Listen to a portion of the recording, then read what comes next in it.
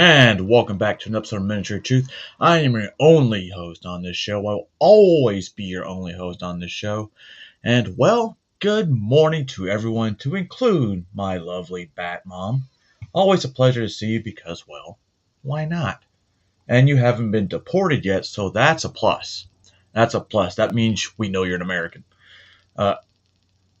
Right? Right, Bat Mom? Just making sure. I don't want to. Whoa. Relax, Rumble. So, what do we got for you today? A whole lot of shit. Not really. I got maybe 7 videos for you. The longest one is going to be an hour and 58 minutes, and it's James O'Keefe from his PBD Bod podcast, and we'll see how that goes. Also got some stuff for you today. Nevada Department of Home Health and Human Services admits to breaking the law. Will anything happen? We shall see. And then we're going to head to San Francisco and how they're dumbing down the kids and allowing them to be dumber and dumber by lowering the standards to what an A is and to what a D is. You're going to be surprised to hear this, and I hope it doesn't pass, but it more likely will pass because, equity and all. And we're going to talk about, obviously, ICE and who they're arresting, as well as a current official for one of the cities, don't really know what state's in, who, let's just say he did what all these pred catchers do with decoys and shit like that. But before we get started, obviously, we know we're going to start off with a song. This is a long time ago. Fuck, dude. I don't know if I was in high school or middle school, but it doesn't really matter because we're going to enjoy it anyway. And you go get your coffee, whatever you need to do, and get ready. Grab your snacks, breakfast, if you haven't had it yet. But I will be back.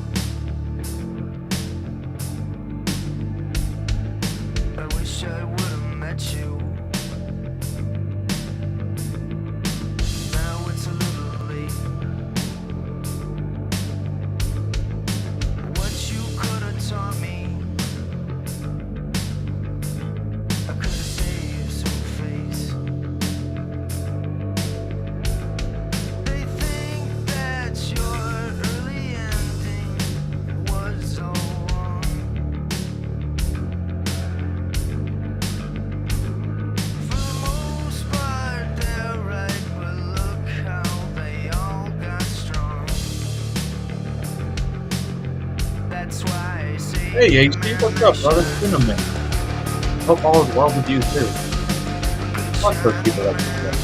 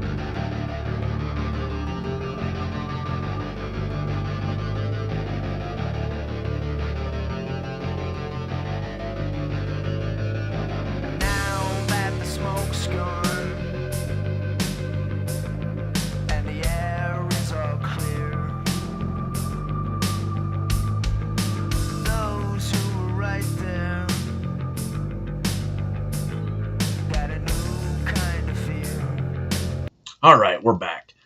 And like I So said, that that's kind technically, of fucked up, and I hate people that do that. That's another reason, obviously, you see why I don't, what's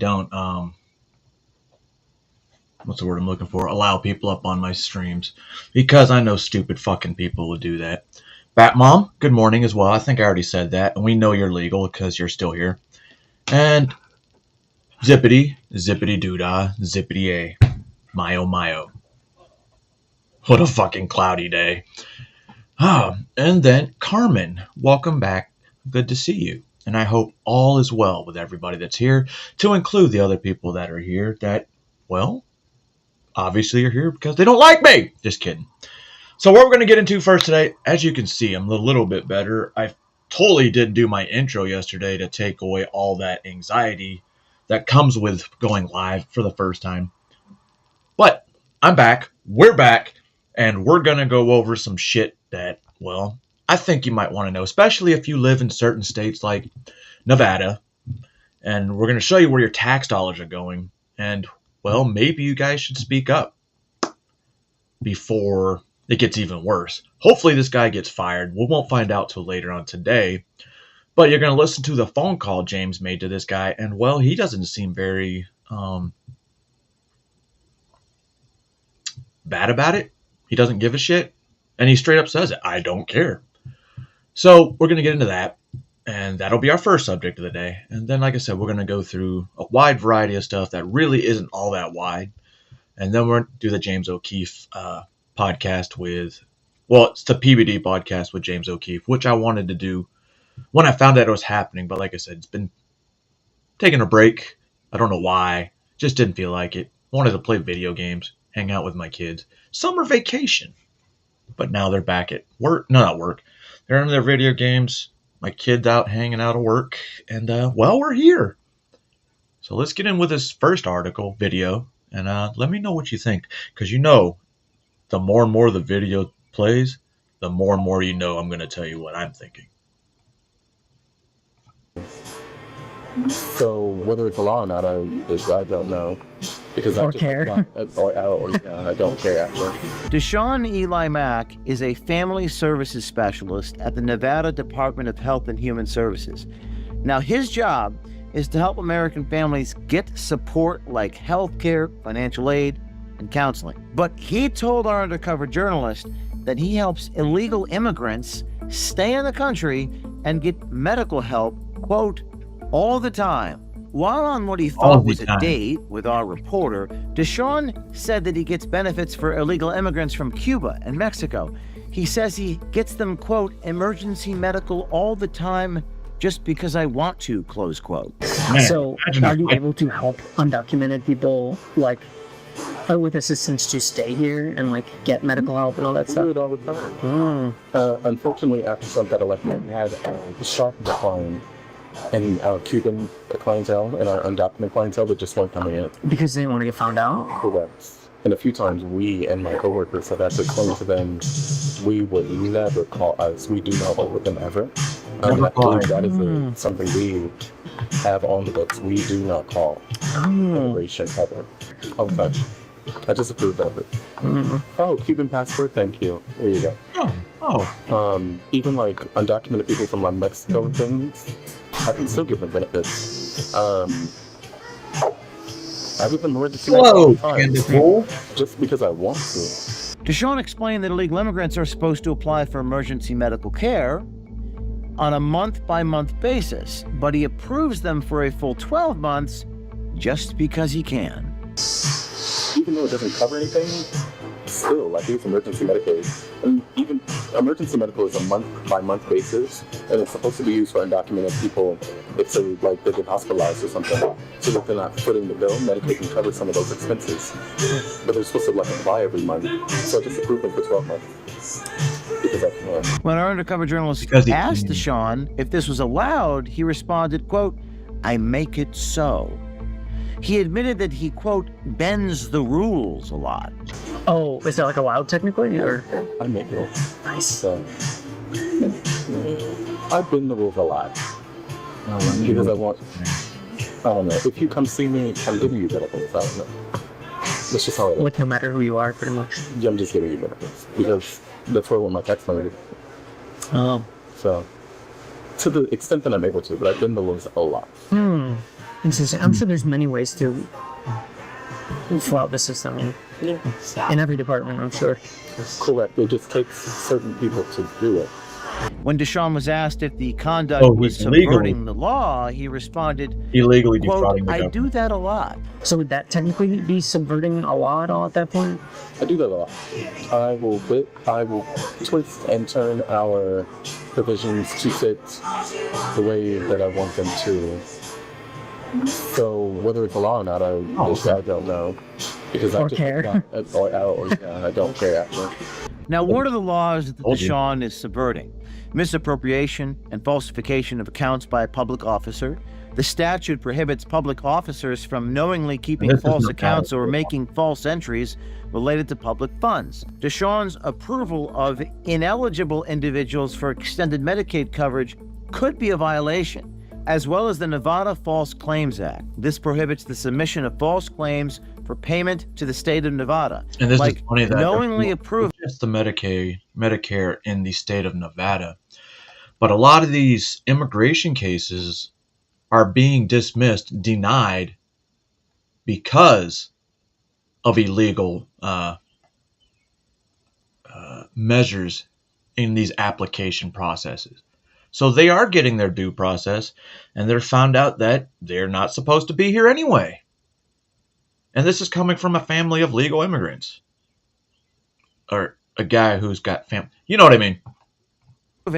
Benefits for individuals who are not eligible.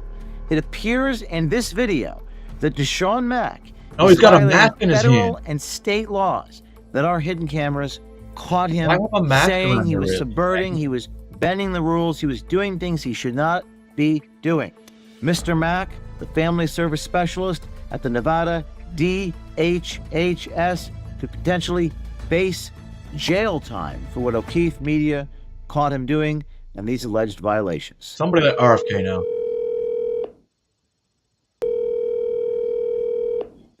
Hello? Hi, is this Deshaun? Who's calling? Hey, this is from O'Keefe Media Group. How you doing? I don't know who this is. You said, this is your quote, you're on a date with an undercover journalist. You said emergency medical is a month-to-month by basis, right? Then you said, well, Medicare can cover some of those expenses, but they're supposed to apply every month. Oh. You said, I quote, bend the rules a lot. I'm quoting you. These are your words. I'm just giving you benefits. That's where I want my tax money to go. So it seems like you're taking this position that you just don't really care. Nope, I definitely care. How do you care? I don't know. You tell me. What? I'm asking you, and I'm quoting you, Deshaun. Deshaun. You are quoting me. I am quoting you. And do you stand by your quotes? Was I aware that I was being recorded? It's a one-party consent state, sir. Oh, that's nice. Now, how do you know I said anything that I stand by? Because I have you on video and your lips are moving. That's why. Sounds good. Yeah. So, in your O'Keefe Media Group? Yes, sir. Do you stand by your comments, Deshaun? I told you everything I said was false. Did you? Do you stand by them, or are you denying everything you said? Were you lying to the journalist? Bueller? Deshaun? I say a lot of things that I don't mean. Absolutely, I lie all the time.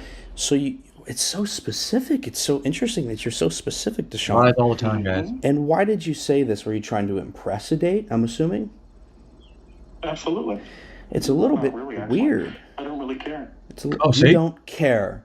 You don't care that you're breaking provisions and bending the rules and twisting and turning provisions. Is that right? Nope, I never said that. What do you think the Department of Health and Human Services will think of your words? I don't know. How do you know they're true? Because you said them, and you work for DHHS. Well, we gave them the quotes, so they'll find out and probably talk to you, I'm assuming, right? So let me ask you this. How long have you been just giving out emergency medical benefits for 12 months for illegal immigrants? Do you vet these people? Go ahead, Deshaun. What do you think we do?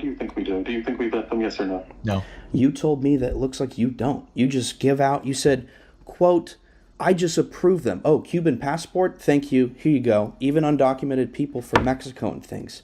I can still get them benefits. So you're just giving out health benefits to people per year when it's supposed to be month by month basis per the Nevada state law. Is that correct? Is that the Nevada state law? I'm asking you your comment on those things. You said I bend the rules a lot. I twist and turn our provisions. You said I don't care. So I would just want to know if you actually stand by your words. None of those words I said were true. Okay. Well, thank you very much, Deshaun. We're going to be publishing this, and we'll be publishing your video tomorrow. Which is today. We will send this to you, and I will send it to you. My lawyer reach out. Have a good day. Thank you, Deshaun. Fortunately, I have recordings. Isn't it funny how whenever they get caught, they're always like, well, I'm going to have my lawyer reach out to you. Of course you're going to have your lawyer reach out to you. You just got your dick slammed in the door because you thought no one would find out. Interesting, Deshaun. Nevada, the ball's in your court. Department of Health and Human Services, well, we shall see. And I will check on that later on Monday just to give it time to, marinate. Because, well, now it's out in the open. Now, if you live in the state of Nevada, I would be concerned because that's where your tax dollars are going. And as you can see, this guy doesn't care. He's going to bend the law in any way possible. I wonder if Mr. Deshaun is getting kickbacks for everyone he signs up. Just a thought. Because conspiracies are typically true in my mind because they always come out to be true. Like Israel, in charge of running everything to include every war since the beginning of time. And I am studying on this thing called the Talmud, which pretty much is like exposing everything about the Jewish religion that, well, they don't want you to know about, but it's blatantly right out in the open.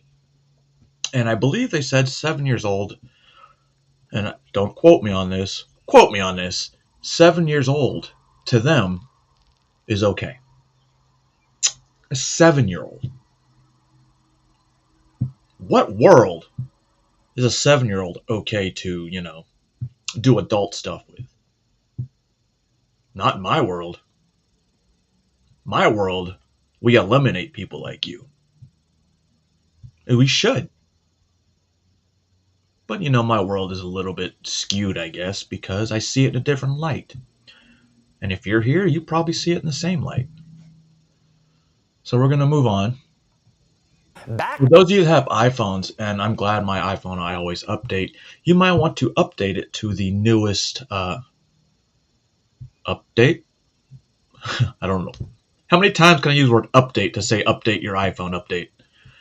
Anyway, we're going to get into this. And security breaches. How the fuck is iPhone supposed to be one of the most secure phones, which James O'Keefe's going to get into later as well, have a data breach?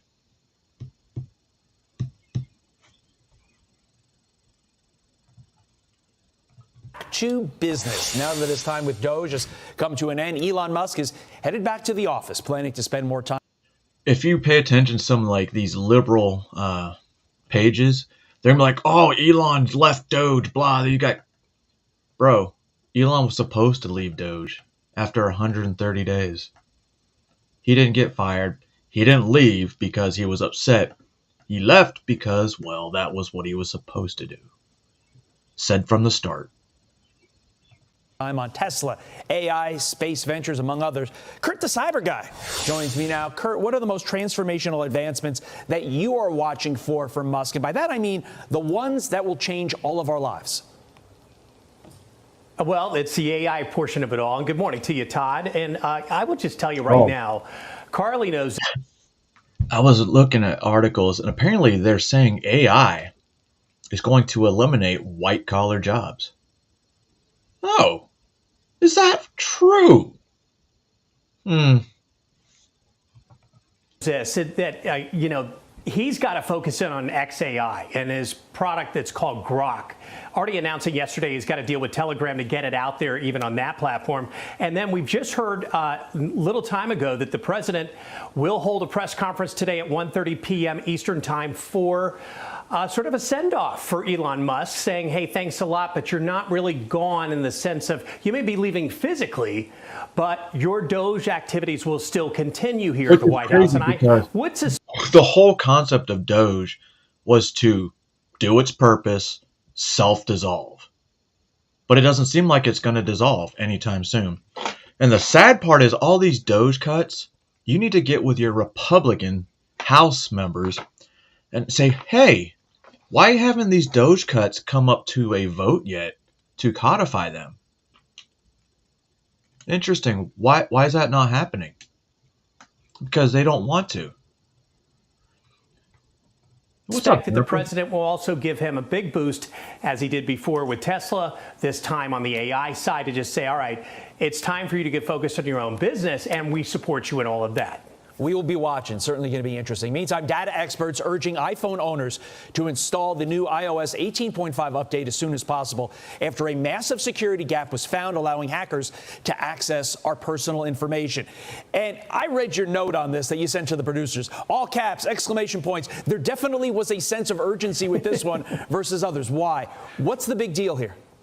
Good question. So the thing is, when Apple confirms that there is something serious about security and, hey, go ahead and download that, not tomorrow, but right now, that's where the bells go off on that one. So normally I'd say just set your iPhone software to update. Mine was up to date. Apparently mine's always up to date. Give me 1 second. I want to see what.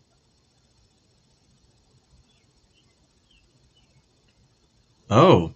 So that Chucky guy that CC Unit caught, well, he died. I mean, not that... He died. Can't change it. Do I feel bad about it? Not really. Automatically? Well, not today. No. There's a much more urgent threat. And without this fix, hackers can gain access to sensitive information. We already know it can get into photos, your messages, a lot of the app information. There could be a lot more that we don't know that they're getting into. Mainly because it'll have Starlink. And that would make it a completely different type of phone, which in theory, would make it a worldwide phone. So here's what I want you to do. Update your iPhone to iOS 18.5 software. Juniper, I don't know. I honestly can't answer that for you. I know I have to make sure my family does it, but mine's automatic. So as soon as that update comes, it downloads, it updates while I sleep. But for the most part, my family that means you're going to grab your iPhone, you're going to hit Settings, General, Software Update, and you're just going to force that puppy through rather than wait for it to do it later. And then do yourself a favor and tell your kids, your parents, all the loved ones in your life to say, hey, go ahead and do this because something weird's going on there that we don't want bad things to happen to you. Quickly, before we let you go, there is a hack going on right now. 184 million passwords stolen. It's being called the cyber criminal's dream. Why is this hack in particular so important, so vital, so newsworthy? What companies were hacked? What do we need to know? I mean, if you could name a brand out in big tech, Google, Apple, virtually every Microsoft product that's out there, those passwords and usernames, 184 million, were found in a database that wasn't encrypted. So it's just anybody could look at it. What does that mean to you? Today, just another homework assignment, change all your passwords on virtually every platform. It's the same with iPhone, but like I said, mine's automatic, so I take all the memory out of it. But like I said, when I went and checked my update this morning, my shit's up to date. Where you have sensitive information, and use a password manager, one that will let you really know when you've been breached. Those are the best. Turn on that two-factor authentication if you don't already have that pain in the rear end thing going on. It will save you from trouble down the road. And then you could always scrub yourself off of public databases to sort of go under the radar from all these criminals that are out there. We've just really never seen the kind of amped up criminal activity against Americans that we're seeing now. And we'll show you how to do all that stuff step by step at my website where we're tracking this story, as well as at foxnews.com/tech. You need to go to a website to see how to update your phone. I don't really know what to tell you, other than you're fucking retarded, and you probably got educated. What this curriculum in the California education system, more precisely San Francisco. Now, apparently, there's a thing called grade equity. Grade equity, to where if you're part of a certain minority group, you will get certain extra points, I guess, which hopefully it makes it all across the board, I would assume. But maybe they should grade people on the same grade scale we had as a kid. Most of us are smarter. Most of us are Gen X. There's a boomer in here, one or two. I don't think so, but there might be. Zippity. Other than that, let's get into, and this is from Anna Kasparian, from the TYT network, which obviously we all know is not a conservative network. Like I told you, I follow everybody. Well, that and Anna's pretty fucking smoking hot. the standards and then pat ourselves on the back with this ridiculous label of equity. This isn't equity. This is giving up on students. Okay? So let me give you more details about this, because this specific curriculum includes, well, grading for equity eliminates homework or weekly tests from being counted in a student's final semester grade. Grades won't be impacted due to late assignments, showing up late to class, or not showing up at all. Only the score on a final exam counts, which, by the way, students can take multiple times. So if you didn't like your original score, you can take it again until you get a score you like. But there's also a catch to the way these tests are scored, because a student right now in a regular traditional grading system it's crazy. would need a 9. They said that they don't even have to show up to class and they'll still pass. My kids, even if I take them out of class, higher than a normal rate that the school allows, my kids still have straight A's, and can't say straight A's, have A's and B's. No problem. Never fail a test. Always most part they always turn in their assignments on time. But should they have gotten extra credit? Not at all. Because they were passing. And that's why I think these fucking seat times are ridiculous. Because a lot of these teachers aren't teaching shit. 90 in order to get an A, or at least 61 to get a D. Well, under the SAN system, a student right now in a regular traditional grading system would need a 90 in order to get an A, or at least 61 to get a D. Well, under the Landro Unified School District's grading for equity system touted by the San Francisco Unified School District and its consultant, a student with a score as low as 80 can attain an A, and as low as 20. Tell me how that's fair. 80 is right there, barely above a C, but they're going to make it an A. If you score a 21, oh my fucking God, a 21 would be a D. Dude, if I scored a 21 on anything, I'd be upset. Unless it's the ACT. 21 on the ACT is okay. That'll get you into some colleges. 21% can pass with a D. I think that's crazy. So the school district is already negotiating with a consultant who is set to train the teachers about grading for equity by August. And the dude is a total idiot. If you don't believe me, I'll give you some of his quotes. In fact, the consultant they're referring to is the guy behind this whole grading for equity program. His name is Joe Feldman, the consultant. He wrote in 2019 that in Placer County, another jurisdiction with the grading system, students who did not qualify for free or reduced price lunch had a sharper decrease in A's, reflecting how traditional grading practices Wrong. My kids have always qualified for free lunch. Wrong. Proportionately benefit students with resources because of the inequitable inclusion of extra credit and other resource dependent grading criteria. What? That statement made no sense. Look at this faggot.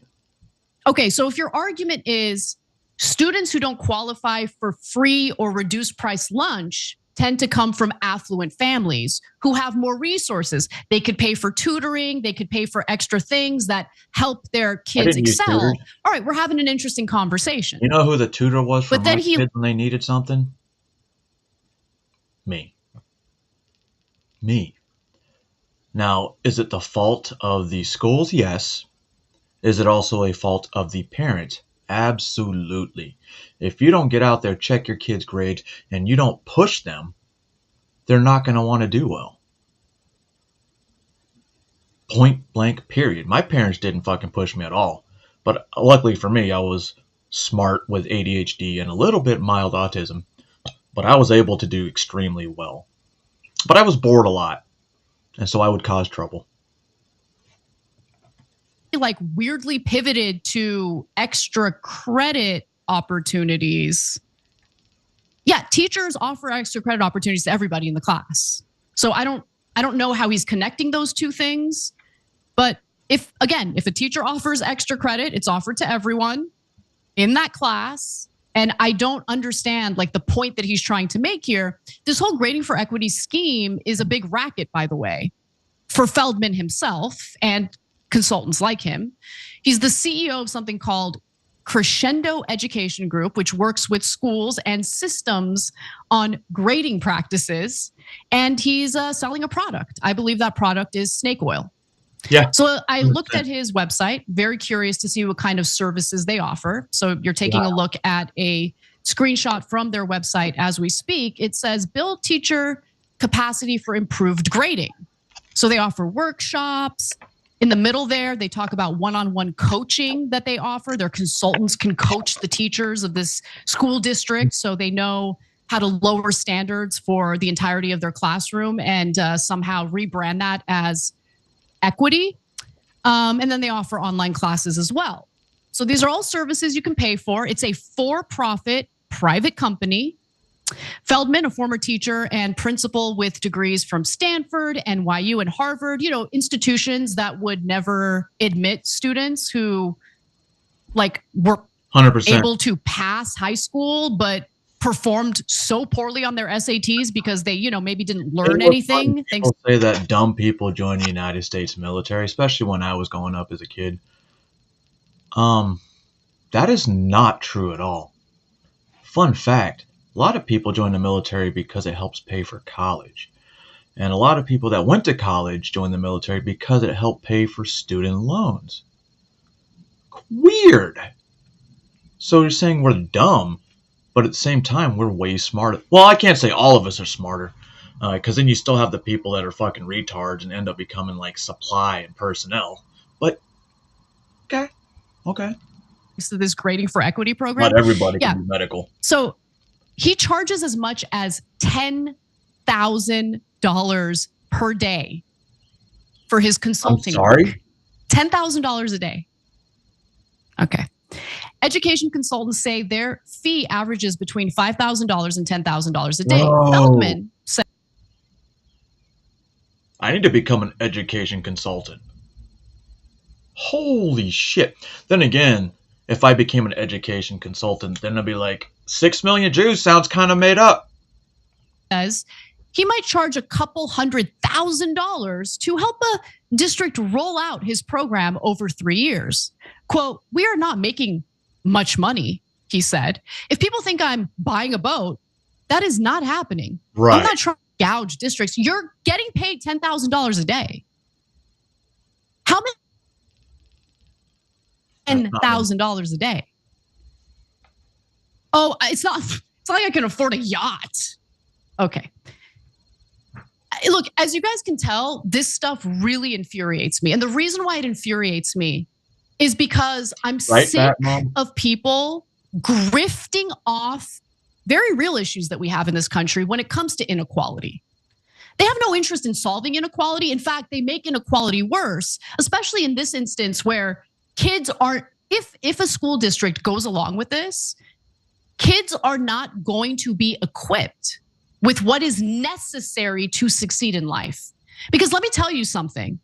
Every single day, I'm expected to be on camera ready, researched, ready to go. 3 p.m. Pacific, 6 p.m. Eastern, every single day. Which is why I really feel bad about yesterday, because I feel like I was very unprepared, and I don't know. Which is why we're back today and everything's back to normal. I would venture to say that if I just show up at like 3:30, 4 o'clock, show up whenever I want. Even the $5,000 a day, bro, that's almost more than I make a month. How much money, how much debt I could get out of that? Telling me it's not enough money, they don't make a profit. Get the fuck out of here. Maybe my audience would not appreciate that. Because in real life, you don't get graded on a curve. Okay, in real life, there are expectations and you're supposed to meet those expectations. Yeah. And this guy, through his grift, in my opinion, is totally screwing these students over. So Feldman also forces teachers that he trains to buy his book for the trainings. Let's take a look at that. The Syllabus for Professional Development Program, Grading for Equity, says it was designed to support educators in understanding the why and how of implementing equitable grading practices. It required teachers to read the book Grading for Equity by Joe Feldman and discuss it during monthly faculty meetings. The course syllabus contains several links to resources, including reading assignments, TED Talks, and podcasts about the idea of eliminating grading or... Wait. So he's teaching off of TED Talks? Is he teaching anything? Or is he just showing someone else's shit? Changing the current grading system. In those resources is a slideshow on navigating resistance and how to respond to people who are critical of equity initiatives in different scenarios. The slide reads, a common refrain from white people engaging in this type of resistance is, but I grew up poor. The slide recommends using other people in the room to, quote, dilute the fairness seeker's voice. Oh, that's nice. How about maybe addressing the substantive argument being made? That would be smart. But they can't address it. So instead, they literally direct other people in the room to start screaming and shouting to dilute the person who's raising a concern. I mean, if you had a substantive rebuttal or response, you would engage in that response. But it appears there isn't a substantive rebuttal. In fact, if this is such a great curriculum and such a great idea, why was the school board not informed of what the superintendent intended to do by implementing this grading for equity curriculum, or grading system, I should say? Like, why does she have to do it on the DL? Interesting, right? It is, by the way, buried in a 3-word phrase on the last page of a PowerPoint presentation embedded in the school board meeting's 25-page agenda. The school district's Office of Equity homepage does not mention it, and a page containing the San Francisco Unified School District definition of equity has not been updated in almost 3 years. Why do this on the DL if this is such a great idea? Why hide this from the school board, from the parents? Interesting. There has been no outreach to parents, by the way, who clearly would not be in favor of their children getting passing grades they didn't deserve, that they didn't earn, because that would mean that after graduating, their kids wouldn't be ready for life. Teachers will have a choice to utilize grading for equity this fall. So it's somewhat voluntary, but once a school district implements this, it will impact all of the students across the board especially if they're looking to transfer to a classroom with the traditional grading system. This so-called equity program will also impact the class ranking, scholarship opportunity. If this is a superintendent that wants to implement this, why can't the school board step in? School board's elected. They're elected by parents. Hell, the one from my area, I guess, she runs unopposed. Unopposed. Hey, maybe I should run now that I could probably pass a drug test. Huh. Daily study habits and assignments. I mean, it's just such a bad idea. But it's okay because Joe Feldman is making $10,000 a day pitching this garbage to school districts across the country. Listen, when you tell kids, I don't think that you can rise to the occasion. I don't think you're capable of earning an A. It becomes a self-fulfilling prophecy. I think we can all remember when we were kids once. I've told this story before. I'm going to say it again. I was a very, very sensitive and easily discouraged fifth grader. I entered fifth grade just, it was I was pity party Anna, okay? Just didn't think I was capable of anything, felt sorry for myself. But I had a fifth grade teacher. Her name was Miss Robson. She was from England, and she was a hard ass. And she had no interest in anyone's pity party. She had a massive sign in the front of the classroom that said, I can and I will. She didn't want to hear any whining. She told every single student in that classroom that she believed that we were all capable of excellence. And when you have educators tell you that they believe in you, that they think you're amazing and you're gonna do great things, that motivates students. When students know that they can literally not show up to class and get a passing grade anyway, they're not going to show up to class. They're kids, especially high school kids. Jeez, yeah. This is incredible. So parents would absolutely push back on this plan, and for good reason. So data from 2 middle schools in San Leandro, where this dumb grading system was implemented in 2016, shows significant continued disparities among student populations when it comes to performance on statewide assessment tests, obviously. And in both English and mathematics, the gaps ranged from twice to triple to even 4 times as many students meeting or exceeding the statewide standard in some subgroups compared to others. The children needing the most help and improvement are not getting it. Bro.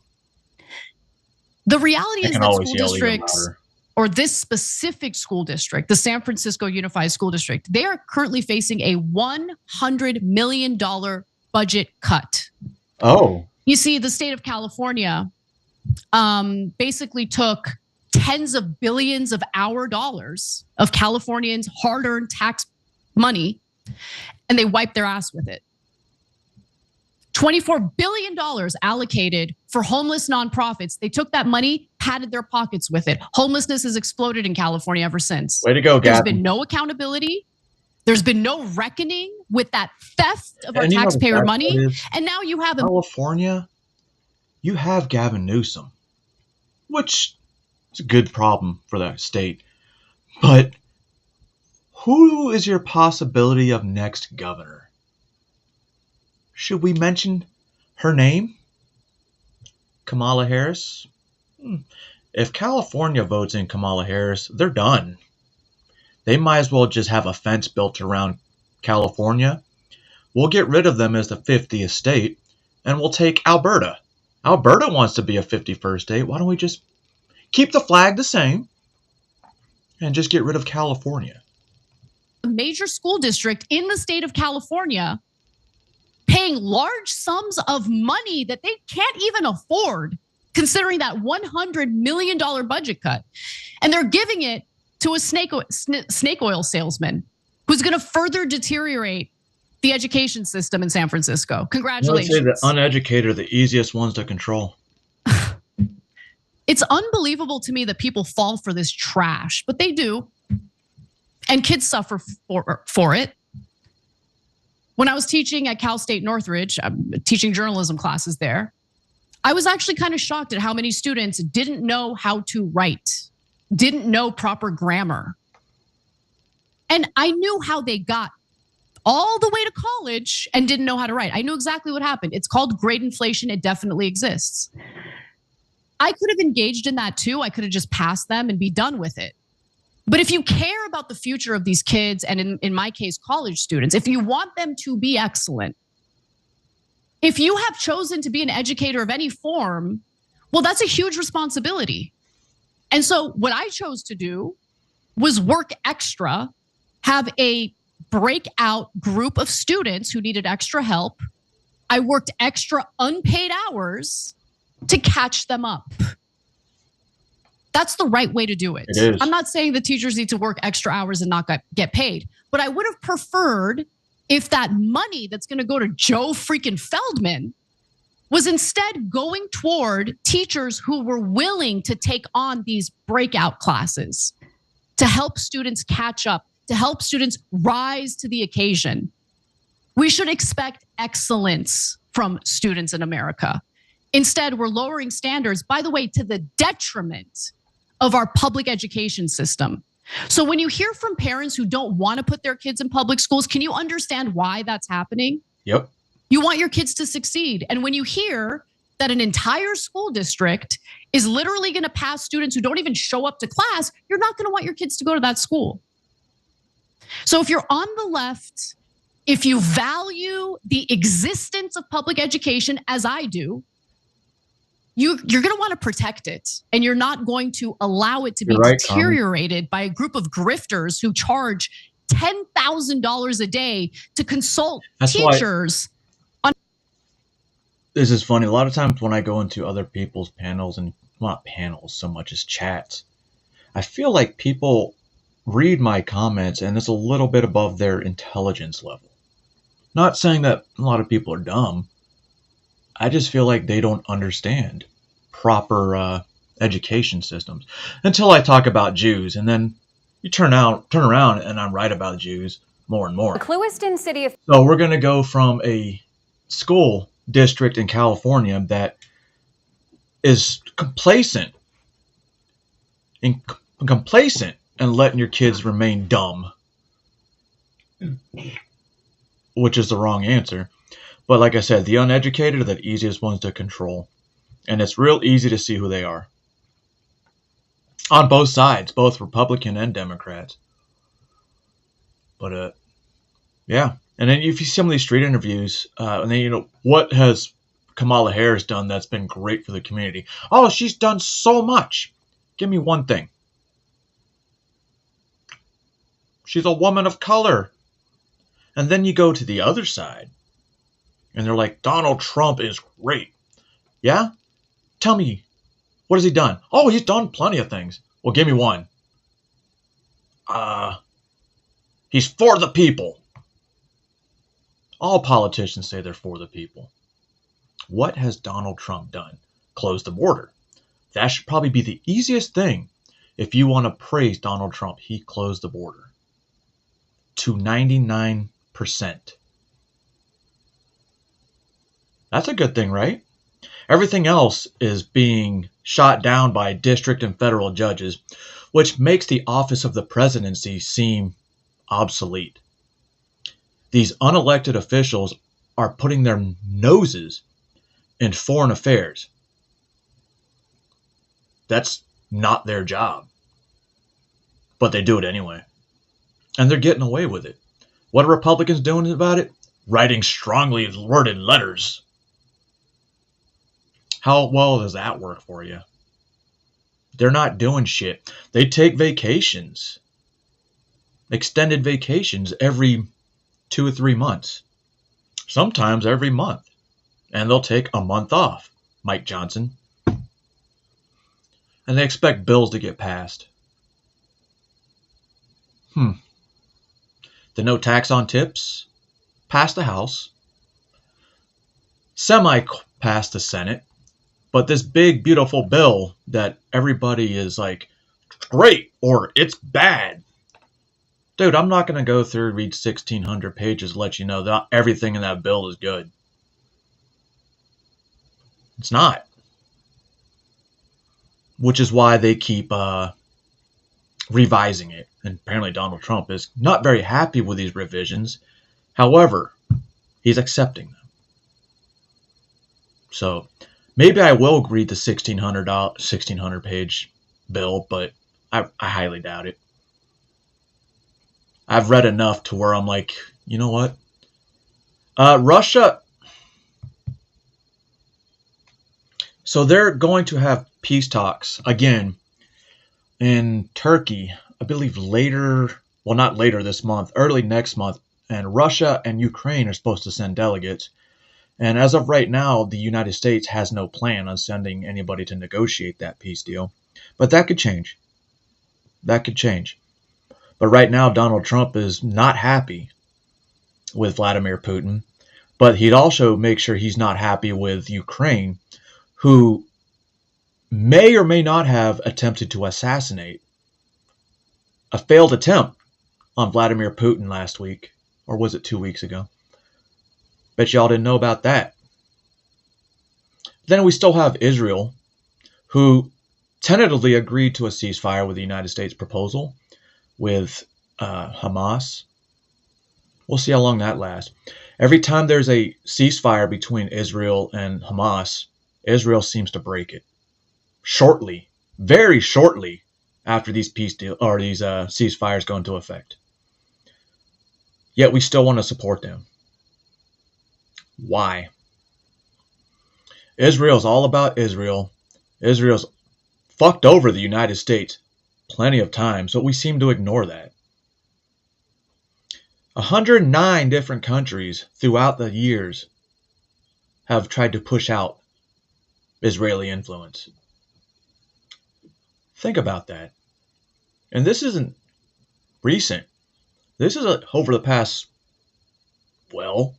lifetimes of this planet. But it's okay. Now we're going to go to this councilman. And when you listen to what he got picked up for, think about it. Because this happened to, I believe it happened to a real kid. This happened to a real child. So it happens. And what are they going to do about it? Absolutely nothing, probably. Clewiston city official is facing disturbing charges, and residents are demanding answers.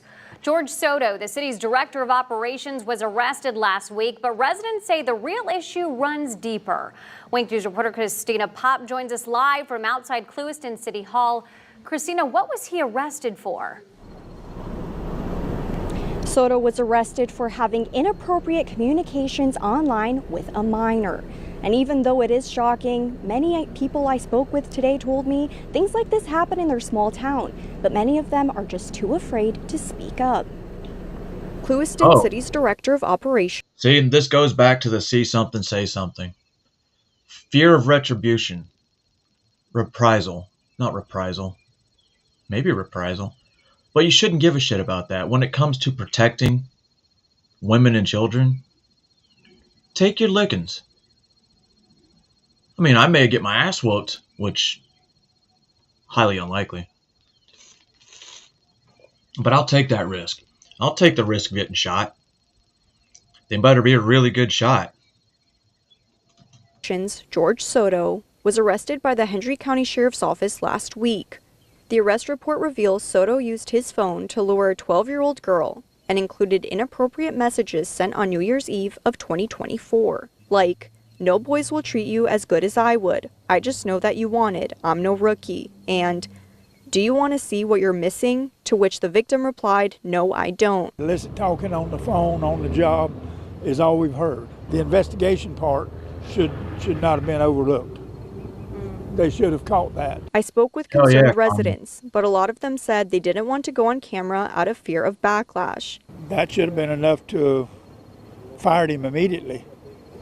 He shouldn't even been allowed back in the city hall to get any of his records or change anything or do anything. But that goes back to small town.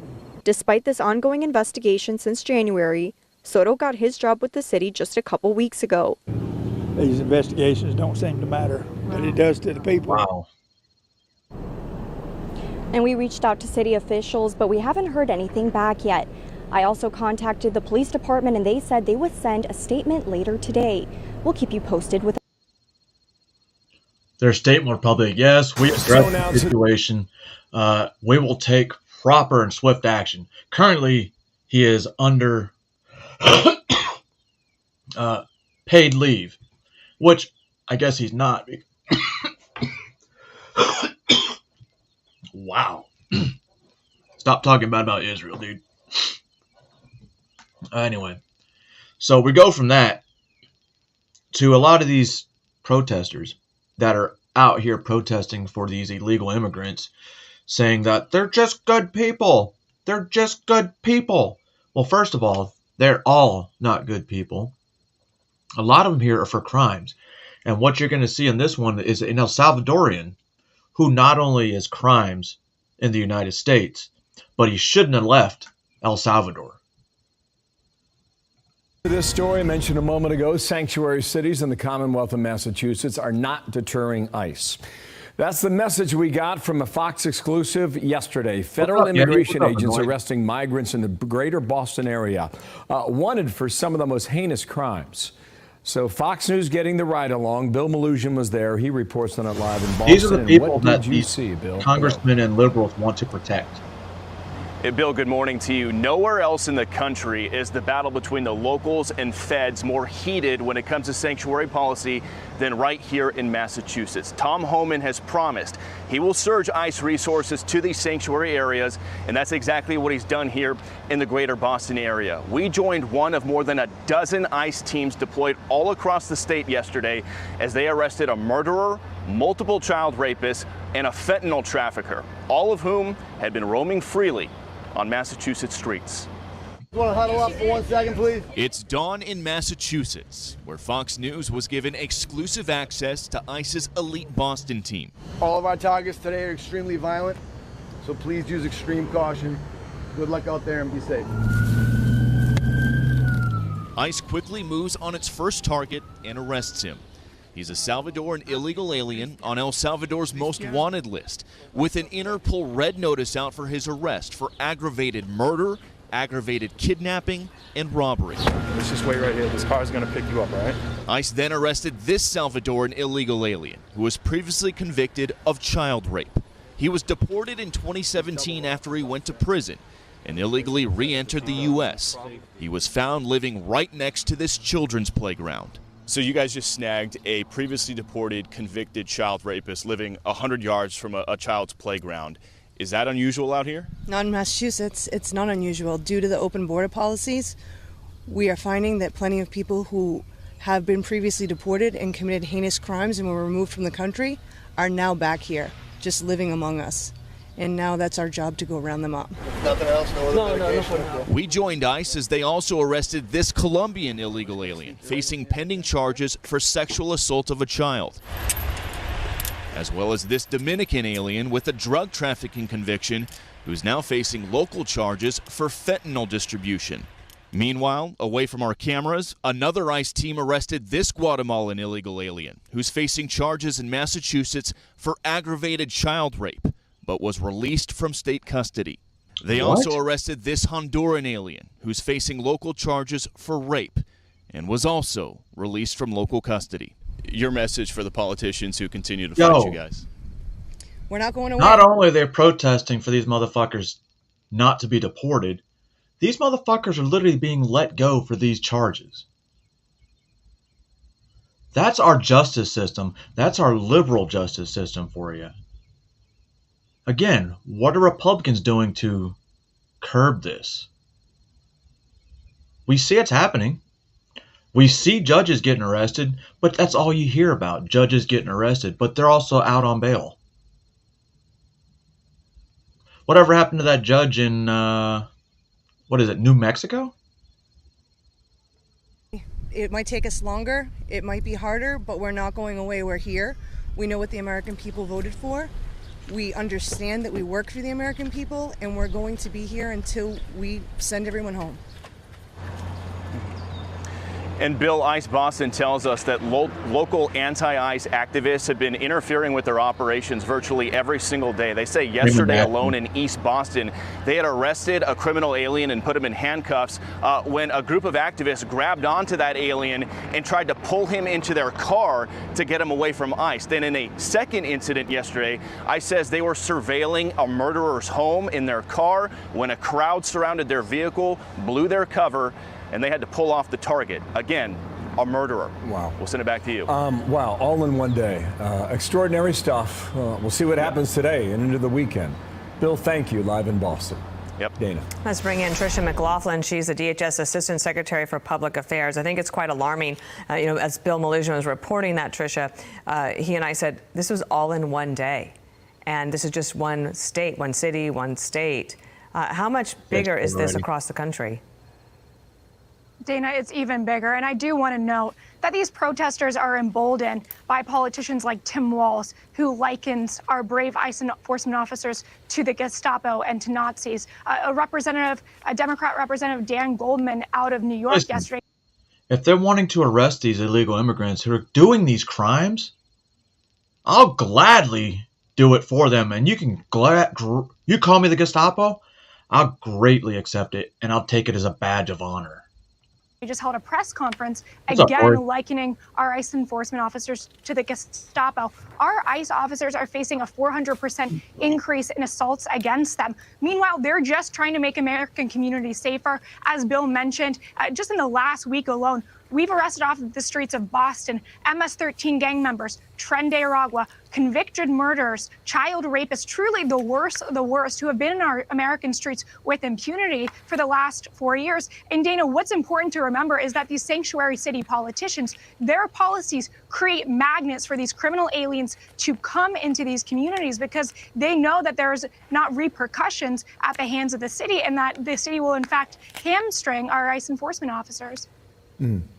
There is an objective that has become clear.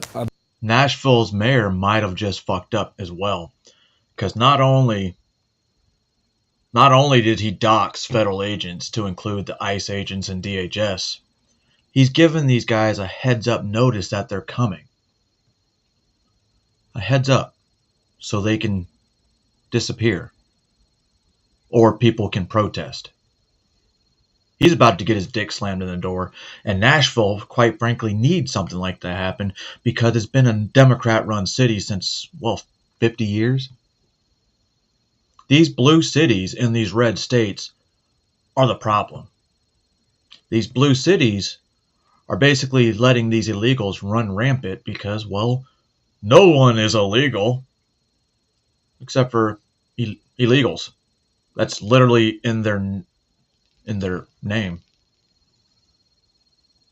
And these guys are raping kids, raping women, murdering kids, murdering women.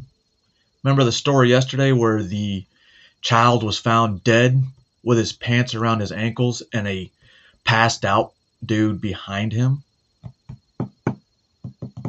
We can only imagine what happened there, and I'm not going to say what happened because, it's not that hard to figure out. Have your team, which All is right, like now 100% loyal. I'm going to get into the main topic that I was going to go over today, and that's James O'Keefe on the PBD podcast. And he's going to talk about Epstein, the FBI, and a few other things, which we all know my thoughts on the Epstein and the FBI. They say he didn't kill him. They say he killed himself, which let me see the video evidence, which they supposedly have. Why haven't they released it in the past, 7 years? Why hasn't that been released? Until now. Has it been doctored? Did Hollywood get a hold of it? Just like the J6 pipe bomber. Supposed to be some groundbreaking revelation. But as we see, these groundbreaking revelations coming from the DOJ and the FBI have been nothing. All they're telling us is shit we already knew.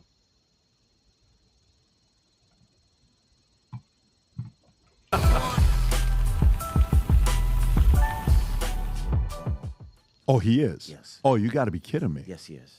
Yes. positive. I'm certain of it. Yes. We're live right now, though. We're live. Yeah. So he is part of the Skako family. Correct. Yes. So, okay, folks, first of all, if you're tuning in, James, the last time we sat down was February of 2022, roughly 3.5 years. Yes. Obviously, nothing's happened since then for you. Life's been the same. It's been normal. You know, everything's going good. But last night, you sent me this documentary, and I'm leaving town, so I'm going out of the country. And I said, listen, let's see if we can do a podcast before we leave. And then last night, I sit there, I'm going through, it's called The Truth of Project Veritas, Part 1, that just came out this week. And the more I'm watching it, I'm like, you got to be. So this is what happened here, because originally, when the whole scandal took place, I was like, oh, you know what, James O'Keefe, what was he up to? He was spending money. He was doing this. He was taking helicopter rides. He was taking one too many Ubers and black cars and all this stuff. This is what you kind of see in then your apology letter. But walk us through what happened with Project Veritas. Thank you for having me. This film I've released, The Truth Inside Veritas, takes you inside of Project Veritas, which fired me 2.5 years ago. And it shows you what happened at the board meeting, where they were throwing all these grievances out at me. You hear the grievances, you meet the employees, and you meet this board member in federal court because they sued me. So they fired me. They indefinitely suspended me without pay, a.k.a. terminated me. Right, Yeti? So I just started a new organization called OMG O'Keefe Media Group, which I... And when O'Keefe released his video yesterday, almost the same day, within hours, Project Veritas released a video on hidden camera with that fucking David Hogg, Adam Lanza dude. I've been doing. And then they sued me to try to shut OMG down. So in this deposition footage, in the video tapes from federal court, depositions are public proceedings. I took the depositions, I put them in the movie, and you see what happened, and it's an insane story. It's a crazy story. Yeah, well, so the events, the sequencing of the events, which is kind of weird, is when you got the big Pfizer, one of the directors that talks about what they were doing, Rob, if you want to go through the timeline. So the sequencing was kind of weird. When you first are, I want to see if I got the dates here or not. Let me see. Yeah, right there, January 2023. Yes. You know, we hear about the, under your leadership, release an undercover video featuring a man identified as Jordan Tristan Walker. This is the one that he's running out. Yeah, this is the biggest story. This is the biggest story, guys, at the peak. The director, the mRNA director of scientific research at Pfizer, talking about mutating the virus at Pfizer. This video was viewed an insane amount of times. I confront this guy, if you remember this. I confronted him with a microphone, and he physically assaulted me. That's right, I remember that. And he took the iPad out of my hand and he smashed it on the ground. Yep. This is the gay date, the gay guy at Pfizer. YouTube took it down. It's still on X, and he's talking about directed evolution at Pfizer, something that Pfizer denies, but he says it. He's a director at the company, and we released this video. And I confronted him in a restaurant in New York City. And a week later, I was removed from Project Veritas. So conspiracy theories were abound. Did Pfizer bribe somebody? Did they put pressure on people? This is the guy, Jordan Walker. There he is right there. Change your music. Well, I remember this guy. Yeah, this is a Yale-educated doctor, director, high up within Pfizer Pharmaceutical. And there he is freaking out. Grabbed the iPad out of my hand. My cameraman had to, in self-defense, push him away because he was physically assaulting me. You could probably find a better video there. Oh, there's the one of him undercover. Click on that. Pfizer ultimately is thinking about mutating COVID, the undercover journalist asked. And he said, well, that is not what we say to the public. No, don't tell anybody what I'm telling you. Promise me you won't tell anybody. Can we hear the audio of this guy saying this, Rob? Go back a little bit. Yeah, this part, I hope there's no Titanic music in the background, but go ahead. I'm not sure if you have audio on the clip. And James, while he's looking for this, how in the world can you expose something like this guy, plain and simple, and then nothing happens? Like, nothing happens. The truth is... To him or to me? Let's stay on this. Okay, let's sequencing. Vinny, okay, my bad. Let's stay on this. So while this is happening, this is being released, Okay. Do you have the audio, Rob, or no? I do. Let's see. Our undercover journalist asked So you're on a Walker date how with him, Pfizer or has somebody handled else the is on a fact date that with him? COVID vaccines are ineffective against virus variants. What he said is disturbing. Listen to this. We're exploring, like, now, you know how the virus keeps mutating? Yeah. Well, one of the things we're exploring is, like, why don't we just mutate it ourselves so we could create unfavorably develop new vaccines, right? So we have to do that. If we're going to do that, though, there's a risk of, like, as you could imagine, no one wants to be having a pharma company mutating viruses. Yeah. So we're like, do we want to do this? So that's, like, one of the things we're considering. Okay. We can, like, create new versions of the vaccines and things like that. Okay, so Pfizer ultimately So now, to the is audience thinking who may about not remember this, okay, we reacted to this multiple times. Okay. But how high-ranking of a person is it? Pretty high. Okay, pretty Fairly high-ranking. At the time when I released this, Right. the mainstream media were like, well, we don't know if that's really a Pfizer director. They denied that this guy was who he was. I got internal Microsoft Teams messages from sources within Pfizer that confirmed he was who he said he was. He's a director, high up in the company, 2 below the chief executive officer. And yeah, high-ranking guy. Okay, so when that happens, you release that. What happens? Give me the sequencing of what happens with Project Veritas trying to fire you. The 25 employees that turned against you. What happened then? Yeah, so this was released January 26, 2023. I know one of the 25. January 25th. Not personally, but Pardon we me. know who he is. The confrontation with him was released the very next day in Brooklyn. It was just filmed in a pizza restaurant in Brooklyn. And then board meeting was on February the 6th, where they brought in a 6.5-hour grievance session. Out of 75 employees, about 12 employees spoke with these grievances, which is what you watched in the documentary. And then on February the 10th, they indefinitely suspended me without pay, a.k.a. fired me from Project Veritas. Now, the claims they made is you Amazon. fired a CFO, and you fired, is it Hinckley, or what's his first name? Yes, Barry Hinckley. Barry Hinckley. So he was the chief strategy officer, if I'm Correct. not mistaken. Correct. So walk me through what their concern was, because you don't have the right to fire the CFO or the chief strategy officer. Like, I'm the CEO, the founder. What do you mean I can't fire They you said that I was wrong for me to fire the chief financial officer. Who is they? The board? The board. These individuals that you saw in the film. Right. They, it's got their names: Matthew Tiermond, George Skakel, other individuals who no one knows their names, Joe Barton. But these board members said James does not have the authority, and it turns out I did have the authority. And the chief financial officer sent me a message on February the 2nd saying, we're going to have an emergency board meeting to remove you, James O'Keefe, as CEO. I was like taking off on an airplane at the time. I was like, this is the Twilight Zone. I said, what are you going to say to the public? Do you have a press release written? They said, no, the public doesn't need to know. For me, it was like, are you kidding me? Like, this was like the Twilight Zone. Were they using counsel to follow every order they were giving you, or else? Is that kind of what they were doing to you, intimidation, or no? No, it was this is the story of what, this is such a crazy story. They weren't threatening me. They were just informing me that they were going to remove me as the CEO of the company. So my number 3 guy saying, we're going to remove you and restructure the company. I said, okay, you're fired. This is not going to happen.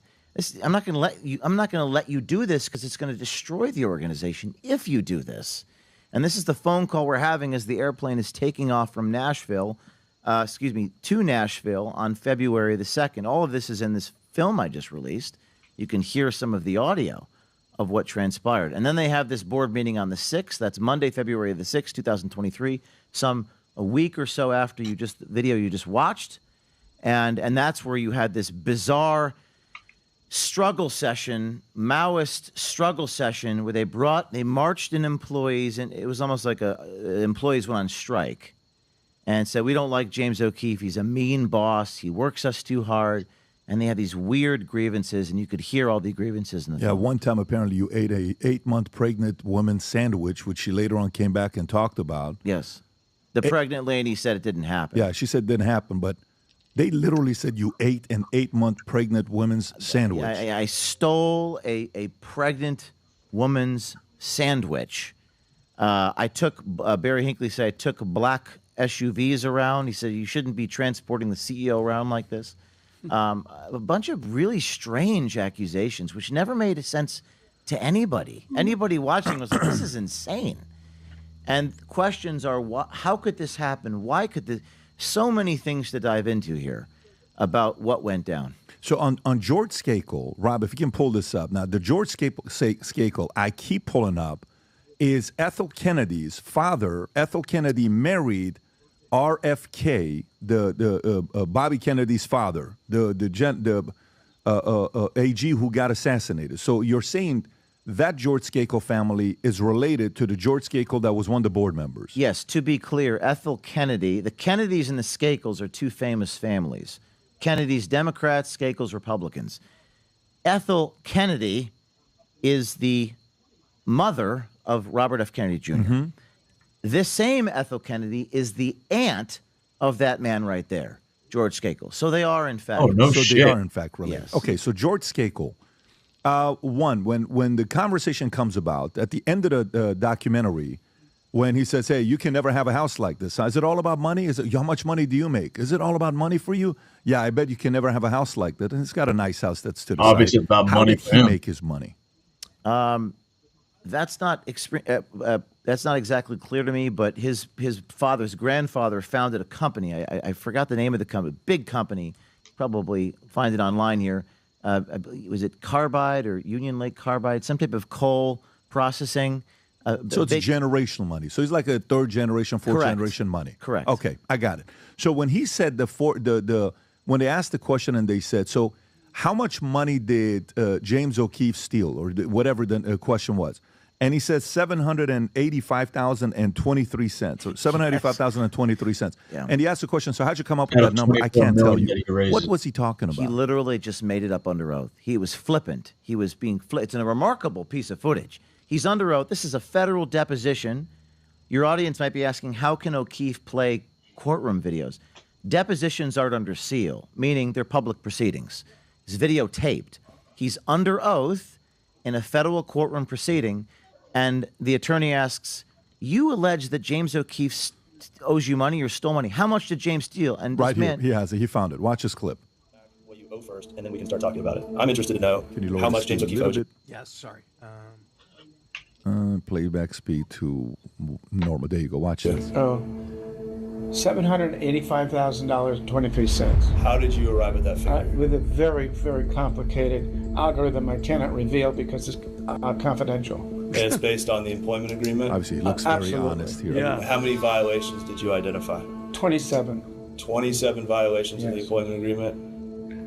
And that led you to what figure? I just told you, I'm not repeating my answer. Repeat it. Is that analysis in your documents you provided No, us it's not. today? Is it done in your head? Partially. Where else? Well, I'm not allowed to disclose that. I mean, these people were just impeaching all of their Let me credibility. okay, so this guy, George Skakel, when he's saying that, prior to them coming after you, you dropped the Pfizer thing. That it talks about 4 companies he's invested in. One of them, I don't know how many of them was pharma. What was his link? If there is any theories to say, well, the reason why he did this because they got a phone call saying this. What are some speculations that you have that caused them to want to fire you right after the biggest story you guys ever dropped with Project Veritas? Well, there was another clip in the deposition. You could pull it up here in a minute, but he says that these companies could, this is his quote, could be sold to Pfizer. That's That's right. what he Yes. says. And these companies, now when you're in a nonprofit organization that investigates these things, we have to sign a conflict of interest policy. Right. And this is very important in my business, infinitely more important than any other business. If you have financial investments in these companies, you have to disclose Sure. that. I did not know this, but every one of my board members were co-investing in these companies without my knowledge. They were soliciting money from each other to put into these companies, and I didn't know it until I got to this lawsuit. And this is an ongoing lawsuit. He found it. This is the clip. If you want to play that clip, Rob, about 3 or 4 companies, you just had it. Yep. Go for it. The only thing that has changed is that we broke the biggest story in our organization's history. It was a story that was so big that it was a combination of the board thinking they finally could do this without James O'Keefe, but also maybe some conflicts of interest per their own words. Is it fair to say that 3 of the 4 companies you've invested in you would consider to be in the medical field? Or Petrogen could be sold to a big pharma. Like Pfizer? Like Objection. Pfizer. You agree with me? What, Pfizer could be a candidate for Maybe, potentially, yeah. acquisition? I mean, I think if I was a banker, you'd be crazy not to let Pfizer know that it was available. Yeah, it turns out I was up against all these people who were financially aligned. We can pause it right there, Ron. Yeah, so 3 or 4 companies. James, the board members that you had, had, if you can give a 1, how did you find them? 2, profile, because if I'm on your board and you're having to raise $2 million a month because this thing takes a lot of work. The whole $24 million you were talking about, they said, well, we want you to stop raising money. How the hell do you want the company to run That's if we can't raise the precisely money? right. Yeah. Yes. So if you bring these guys in, don't they have to be 100% locked in to realize who you are? Like, everybody knows, what you're going to do and what you're not going. You're an Acorn guy. When you drop that whole Acorn story, going to an event with an underage hooker that you showed up to as a pimp. Awesome. And they're like, yeah. Come on in. And I think you were with Breitbart at that time, if I'm not mistaken. That's right. Yes. Yeah. Yes. So don't these guys who are part of your board members know who they have as the product that they're marketing? The problem was nobody was willing to be on my board. The people that I trusted and respected the most said, I can't be on your board. I got you. I'll write you a $100,000 check. I'm just not going to be on the board. This is a nonprofit, tax-deductible money. Yeah. Well, how did he Someone get even wrote us a on the board? $500,000 check, but he says, I can't be on your board because it's too risky for me. The liabilities.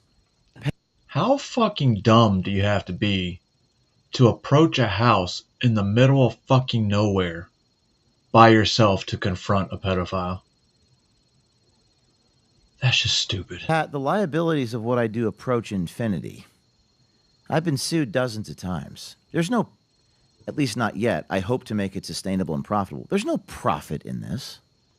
You can't become wealthy doing this. Why? Because you get sued so much. And the legal fees on the balance sheet, the liabilities always outweigh the assets. So you have to be a little nuts, at least in the right way, to do this. You have to be. You're fully not. No, you are. You're qualified in to be able certain to, ways I am. Yeah. But the problem is if you self-interest is a very powerful motivator for people. And the instinct for self-preservation is extremely powerful. So when you get raided by the FBI, which we were in 2021, a year before this happened, and you're getting sued by everybody, the problem is if you're not messianic, if you're not mission-driven,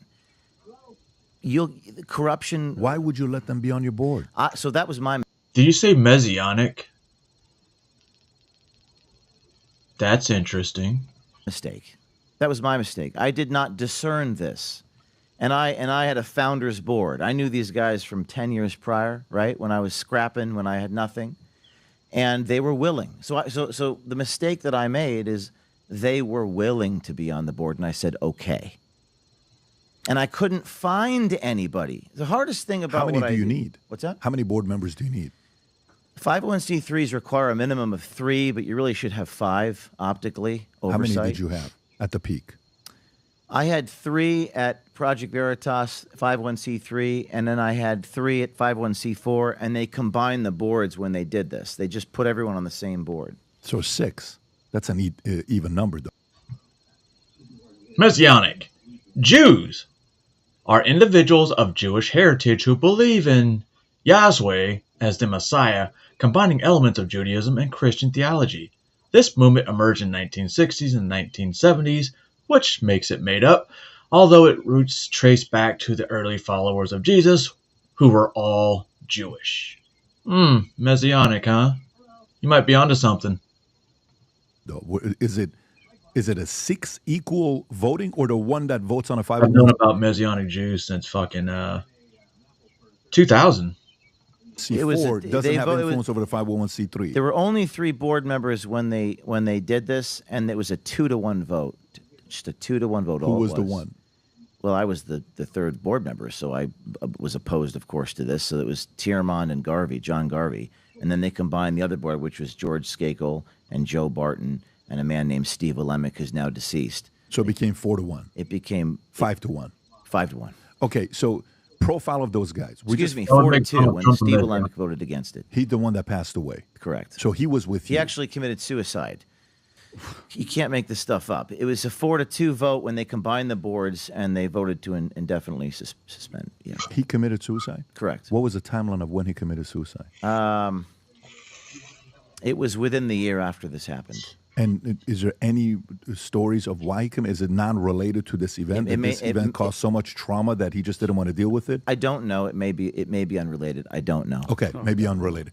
Of the 4 board members that were against you, we just learned a little bit about Skakel. Can you tell us a little bit about the other 3? Absolutely. And there should be some clips in this film to back up what I'm saying. As you know, I like to make factual statements. This Matthew Tiramond was the number one orchestrator, the top guy. And you want to take you through a little bit of each of these guys. Matt Tiramond, I was on a boat in the Bahamas, Pat, about 8-9 years ago with a big supporter, big philanthropist. And he said to me, "You have to be aware of this man." I said, "Why?" He said, "Because this man is incredibly jealous of you, James, and he wants to be you. You need to get him off your board." Now, at the time, I didn't know what that meant. I was like, "Oh, what does that mean? He admires me?" I didn't have any life experience to inform me what could happen to someone who wants to be you. But apparently, people saying this guy was very envious. He wanted to be me or to have what I have, whatever that. We could talk about that. That's Matthew Tiramond, the guy who orchestrated everything. And there are some insane, pornographic, obscene messages he sent me. Now, Matthew Tiramond was soliciting the board members to put money into his companies, that he was his for-profit Wall Street. He worked on Wall Street. He has an economics degree from the University of Chicago. His father was a famous Polish anti-communist dissident. So a lot of these guys had fathers who were wealthy and famous. So one theory is that they lived in the shadow of their fathers. We could talk more about him in a minute. There's George Skakel, who we've been talking about. There's a man named Joseph Barton. There's federal deposition clips of him in the film. Joe Barton said some pretty crazy things in his deposition. He said, "I'm not entitled to a private life." So these guys were publishing messages about my personal life with my girlfriend. There's a man named John Garvey who is about to be deposed. He hasn't yet been deposed. And then there's Steve Alembic, who committed suicide. Those are the board members. Of the 4, how many of them have you had communication with since they fired you? These guys have been obsessively posting and tweeting on X about me nonstop for the last 2 years. Crazy stuff, demonic stuff. You wouldn't even believe me unless I pulled it up on the screen. One of the ones, which one was the one that kept texting you? "I love you. Listen, I feel so bad about what's going on." And then afterwards, "You're a motherfucker." It was more than one person. Not just that guy. There was one person that was like, "Oh, I love you, James." And then they go on to social media, such as X, and trash him. You know, all this stuff. So how often did that happen? Was that board members or were those employees? You're referring to in the film, these are some of the employees. Now again, at Project Artist, people don't realize when I came on your show, we had like 65, 70 employees. That's a lot of people. And you saw about 12 or so were acting in this demonic way. You're referring to a couple of the younger employees who were behaving like this. So they came in the boardroom. They said, "O'Keefe's a mean boss. He yelled at me one time. He's a power-drunk tyrant." And then a week later, they would send me an Instagram. "I'm so sorry. I feel horrible for what I did. I never should have done this." And then like a few months later, they're calling me, I can't even say it on the air, but horrible, expletive words on the DMs. So now, are you at a point that because to us, when it happened, the first thing I said is, I don't know what Project Veritas is without O'Keefe. And I know they don't like to hear that. A lot of times people think, certain organizations can get the same kind of results without the face. Most companies can survive without a face. Most companies could. And you're like, "Oh my God, Apple will never make it without Steve Jobs." Apple goes from a $100 billion company when Steve Jobs dies. Tim Cook did a great job. It's a $3 trillion company. He 30x what Steve Jobs had, right? But this is a small nonprofit that, like when I said you're crazy enough to do stuff like this, the average person doesn't wake up saying, Let me go expose Pfizer in the middle of all the shit that's going on. Let me go expose Acorn and have the guy I work with suddenly have a heart attack that nobody knows what's going on. And then Michael Cormier, who is the leading I don't know what role he had, and then he all of a sudden dies, and they don't know what he died from. They're saying arsenic poisoning in the L.A. coroner's So office. the average person doesn't want to do your job. The average person just wants to consume the content you create. So Project Veritas, we saw one of the recent clips, and the most common question everybody asks is, wait a minute, why does it say Veritas and OMG, right? O'Keefe Media Group. Right. What was that all about? Are you at a point right now where Veritas is coming Put it in the back fridge. under you or not yet? Yeah, so they're on the verge of bankruptcy. When I was raising $2 million a month, $24 million a year, it's a lot of money to raise as a nonprofit. Remember, there's no annuities. You have to ask people for money Constantly. And when they got rid of me, the donations just stopped. Everybody wanted their money back. And in that board meeting, I had one trump card because these guys it was like a struggle session. They just wanted to make me feel abused. It was a lot of envy and just petty human things that this is not unique. It happens in a lot of organizations. But to your point, what are they going to do if they get rid of the guy who's raising all the funds? They didn't have an answer and they didn't care. Now, in the movie, I noticed that your producer had that 54-minute movie. If you can find this moment where it's about 3/4 of the way through towards the end of that board meeting, that's the guy, Matthew Tierman. You just saw him on the screen right there. There was a quote that's incredibly important. And I said, point of order, what are you guys going to do? Because that's the trump card I had. What's your plan? Okay, you want to lash me. You want to crucify me. You want to make me feel abused. And Tierman says something, and I hope we can pull it up.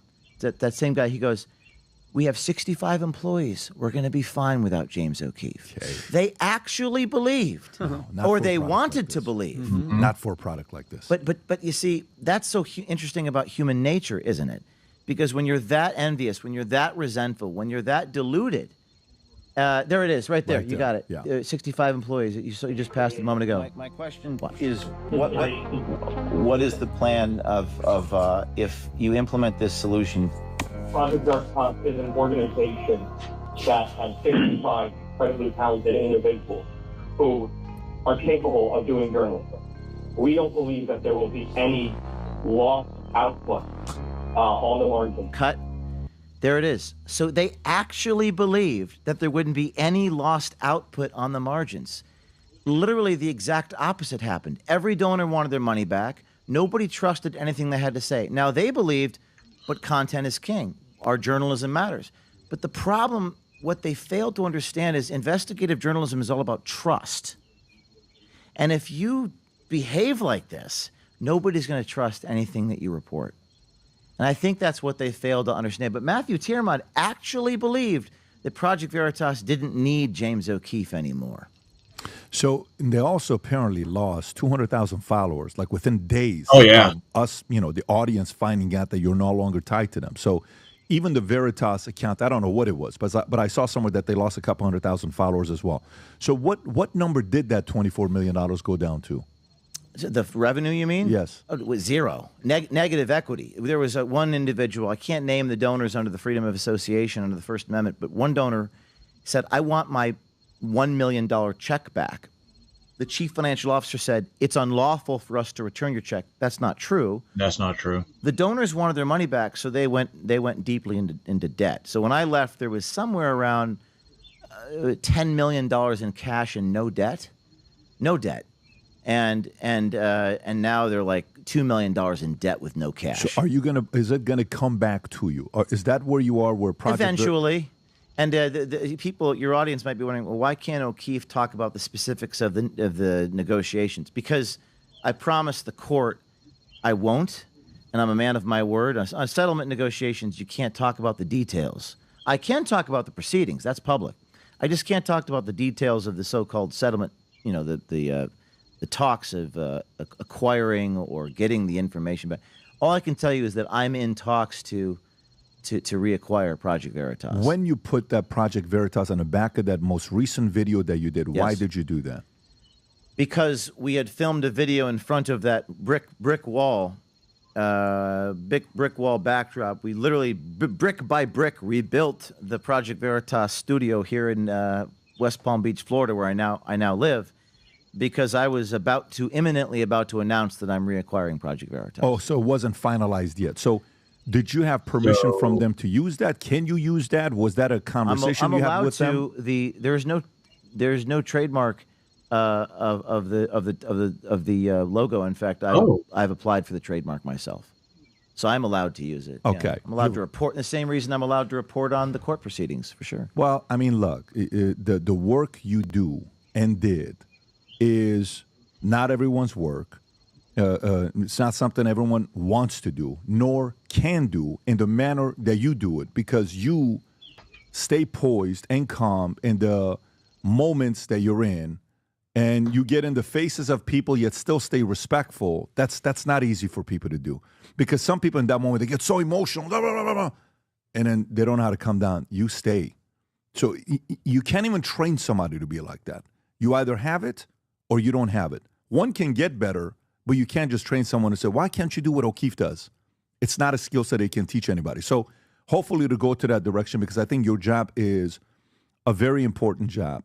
To move on, is there anything else you want to tell the audience before we move on from this story? Because obviously we're going to put the link below to go watch the documentary. Yeah. But is there any final thoughts on this story? Couple things. Number one, you can watch the movie O'KeefeMediaGroup.com. It's $9. People say, why are you charging for journalism? Well, most of the journalism I don't charge for, but I think this movie is incredibly cinematic. I know you watched it yesterday.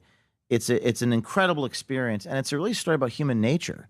This is about human nature. How do I build an organization? It's not really a business. I mean, it is a business, but it's a mission. How do you create a sustainable entity, a team of people, going after the most powerful people in the world, which I will continue to do. We're about to talk about Epstein and all these other things I'm doing right now. How do you build that without it getting corrupted, without people lying about you to the FBI to protect their families, right? These are really hard questions that I haven't yet fully figured out yet. I'm learning, I'm experimenting. Nobody does this. So I'm trying to create a sustainable organization that can do it at scale. And to be fired from the company that I created and to build something from nothing. You mentioned in the film, George Kickle says, you can't afford my house. Mm-hmm. That statement said so much about him, didn't it? Anybody who says that, you can't afford my house, I don't know if you can play that real quick. All the way at the end, Rob. This is the thing that actually struck people. Of all the things in the film, it's the very last thing that happens in the movie. This really struck people. And it says so much about the character of these people. It's about 30. Yeah, they're literally standing. That's right there, right there. Play it. Lying. We're loyal to each other. George, were you an investor in the same company as Matt Tierman? Some of them. You didn't disclose that. But I wasn't an investor in the companies while I was on your board. While you're on the board? Yes, I think I was on the board then. You know you were. No. When did you become an investor? After I left your board. Is that right? How much did you invest in each of Matt Tierman's companies? Watch this. I don't think that's any of your business. I think it is. How much did you? We have a disagreement. Are you refusing to answer the question? Yes. I want to talk about your investments. I want to talk about you. How much money did you spend? How much money did you spend on private helicopters? I wasn't particularly concerned about the financial stuff. There is no reason for me to disclose anything. My personal investments? Yes. That's ridiculous. Well, you said you're a businessman and Pfizer could be a buyer. What did you mean by that? What did you mean by that? I invest in businesses. That's not news. It's about making money. That's how I made. Yeah. It's all about making money, isn't it? How do you think I paid for this? Is it all about money? Too bad you can't afford that. There it is, right there. Because you're a cheat. So you're a liar. All right. Yeah, well, it's all about money, isn't it? It's all about money. Because I'm not a business guy. It's all about money, isn't it? This was one of my closest associates. It was almost like an uncle to me. And unfortunately, Pat, I think I would say the last comment is, I don't know whether the commercial imperative, the profit-making mechanism, is compatible with absolute truth-telling. When I watched the people closest to, this guy was an uncular figure. His wife was like my second mother. And money just, unfortunately, tends to corrupt. So it's a deeper, more philosophical concept. I just wanted to get that out. And tell you that I'm working on it, and I think the solution is to find really strong people with really strong convictions who are not for sale and unbreakable. And if I can surround myself with those types of people, I think we'll be okay. That's a perfect transition into the one video clip, Rob, if you can, about your life, right? We've all seen this clip. Vinny, you love this clip. I love it. Can you, Rob, is there music in this one? I think there is, right? I believe there is. Is it going to be okay to play it with the music? As long as we comment. Okay, Yeah. go for It's it. on YouTube Shorts without music too, whichever your preference is. This will work too. What is the message of it, Rob? If the price isn't your life, then you're for sale. Yep. Let me see if I can find it on YouTube without the music. See if It's you can YouTube find Shorts is without music. I mean, the music adds a. It adds something to it. You feel like you want to cry. Yeah. There it is. Is that the one? That's it without music. Okay, There it go is. for it, Rob. Price. Is it 10 Go million? back to the beginning because you clipped Is out it the 20 first million? few seconds. What is your price? There you go. Is it 10 million? Is it 20 million? Is it 100 million? What is your price? Because if your price is not your life, then you are for sale. True. If your price is not your life, then you are for sale. So, if you're going to be a truth teller, your price has to be your life. I can't surround myself with people whose price is not their life, because the enemy, whatever the enemy is, whether it be physical, legal, spiritual, will attack the vulnerability of the person who can be compromised. So you get real spiritual real fast if you're going to do this type of work. What is your price? James, and I've seen this multiple times. I've shared it with people. We've played it on the podcast. I think what you're doing, you're hands down the best journalist. You don't give a shit. You even said right now that you're not in the, like, what money are you making from exposing the truth? I know it's going to be damn near impossible to trust every single person because what you said about the money situation. But in regard to this video, James, with the price being your life, has anybody, I'm pretty sure they have, approached you of any people of power that have tried to offer? Maybe a Soros, maybe somebody to tell you, like, James, shut up, here's money, we'll give you this, disappear, leave us alone. It's a very interesting.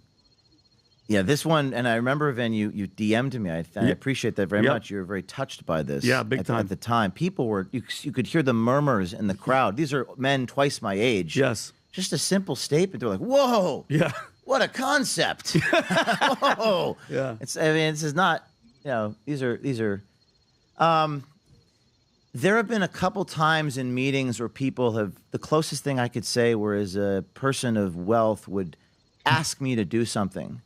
And I would say, I can't, this is not an exchange of goods and services. I can't do something in exchange for you paying me to do it. That's not how I work as a journalist. I have to operate impartially without fear. And when the person realized where I was coming from, they kind of backed off. They're like, oh, no, that's okay. I almost feel like they're concerned that I'm going to, like, record them trying to bribe me, which I would. Absolutely. Of course, that's who you are. So when they realized, when they danced on that precipice and they realized where I was coming from, I think they realized, oh, Keith could expose me. And to their credit, they back off. And there's that interesting dance where they're in their minds trying to corrupt me, What's up, Bill? but they then realized I could expose them. Yeah. So there's been that. Yeah. So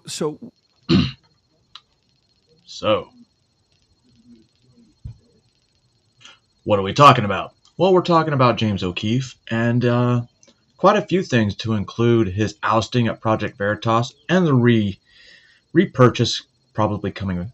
Epstein files, FBI, and how I don't believe what the FBI says. Still, nothing changes.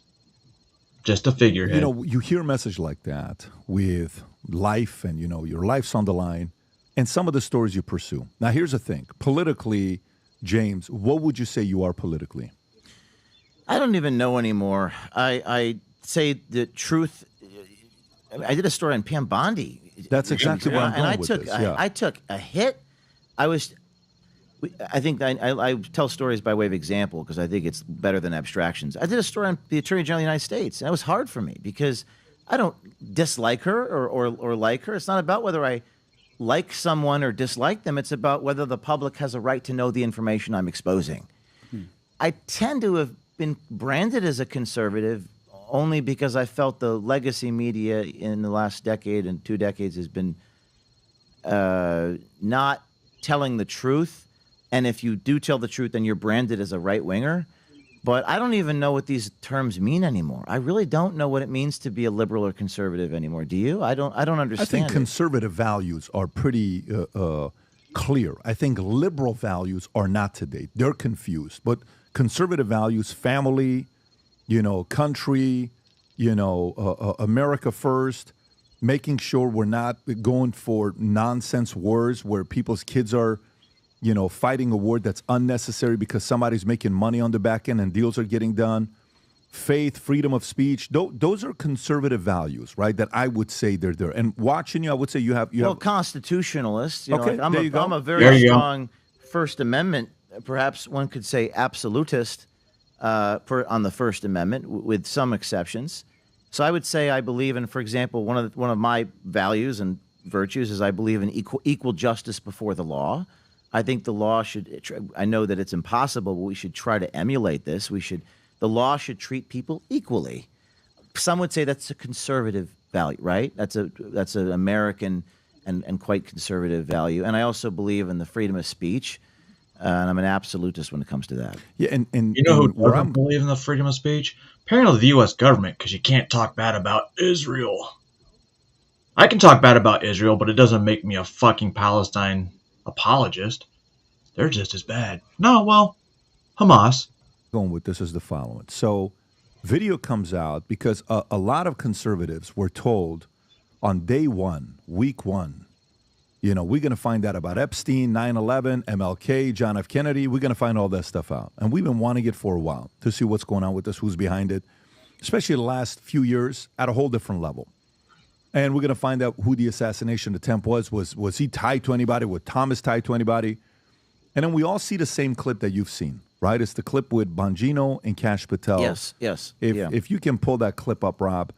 And, these are two men that almost anybody who knows, I think that's the one right there, almost anybody that knows them would call them patriots, right? Yeah. They've served their country. They've given their lives to the country. Dan has at the highest level, so has Kash Patel. And then we see this clip here that throws a lot of people off. Go for it, Rob. Said Jeffrey Epstein committed suicide. People don't believe it. Well, I mean, listen, they have a right to their opinion, but as someone who has worked as a public defender, as a prosecutor, who's been in that prison system, who's been in the Metropolitan Detention Center, who's been in segregated housing, you know a suicide when you see one, and that's what that was. He killed himself. You want me to I've seen the whole file. He killed himself. I know it's hard work. You said... And you saw people that have done body language. Dan looks uncomfortable saying what he's saying. The way he answered it, you can tell they've role played that. And, now this is purely what people are speculating, right? And then you have this one clip with Pam Bondi. Correct. Rob, if you have the Pam Bondi one. I'd like to play So that. maybe walk us through what's going on here before we play. I don't know if you want me to narrate live as opposed to watching me on the screen What's narrate. better to do? But perhaps we go to the beginning of where you see Pam Bondi on the hidden camera. So I'll just talk live what I said on the camera. Okay. So there she is at the White House. Go back to the beginning of that clip of her the White House. So that was a tough one for me to publish because you asked if I'm political, and I think you have to decide who you want to be. You got to separate. Are you a political operative or are you a journalist? And to be a journalist, it's hard because you have to do things like this. Pam Bondi was caught in a restaurant telling a stranger, a nanny, on April 28th or so, that there are tens of thousands of videos involving little children.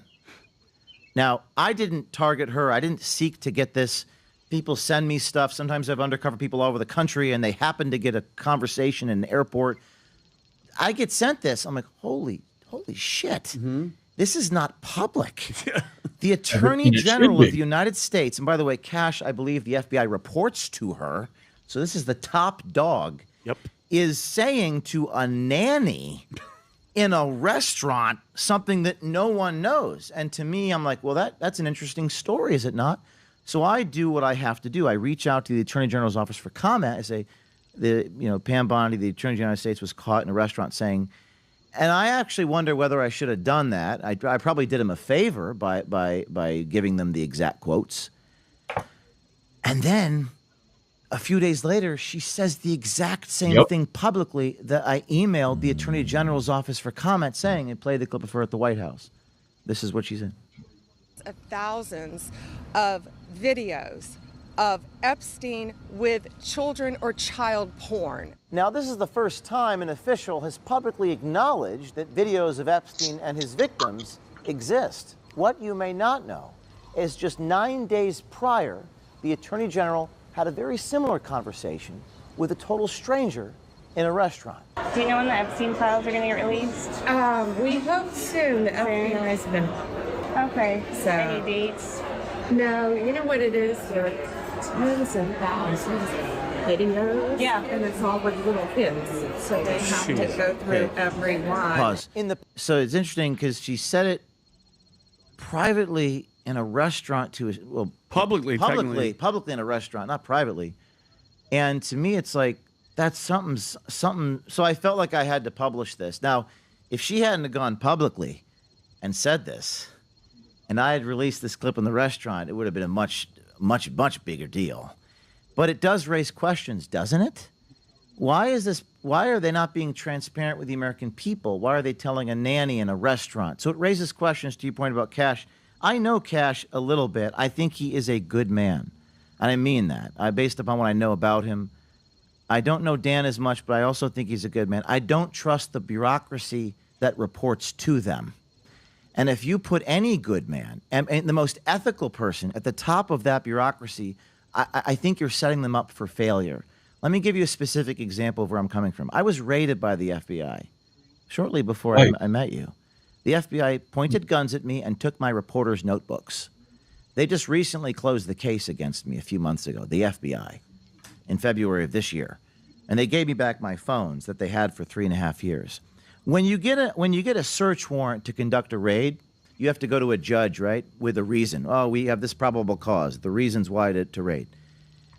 When you close a case, which is very rare for the FBI to execute a search warrant and not bring charges, it hardly ever happens, you are required by law to give a copy of the probable cause. That is the reason why you conducted the raid. Guess what they did? They redacted every single word of the probable cause used to raid my newsroom. Every word. Maybe your producer can pull it up on Google or something. Every word. There's a black bar, Pat, through. It's ridiculous. It's literally black bars. And we're not talking about terrorists. We're not talking about Jeff Epstein. We're not talking about child molesters and drug traffickers. We're talking about James O'Keefe, the journalist. So if our FBI, our Attorney General's office, can't be transparent about why they raided a journalist's newsroom, why do we have any faith in the FBI to be transparent about these other issues? That's where I'm coming from on this. And is this in regard to the Ashley Biden diary, James? Correct. This is it, right? Because somebody contacted you and told them that they found the diary of the daughter of the President of the United States saying a bunch of stuff and also claiming that her father showered with her probably at inappropriate ages, and then they raid your house. Correct. Yeah, it's an affidavit. It's my go down.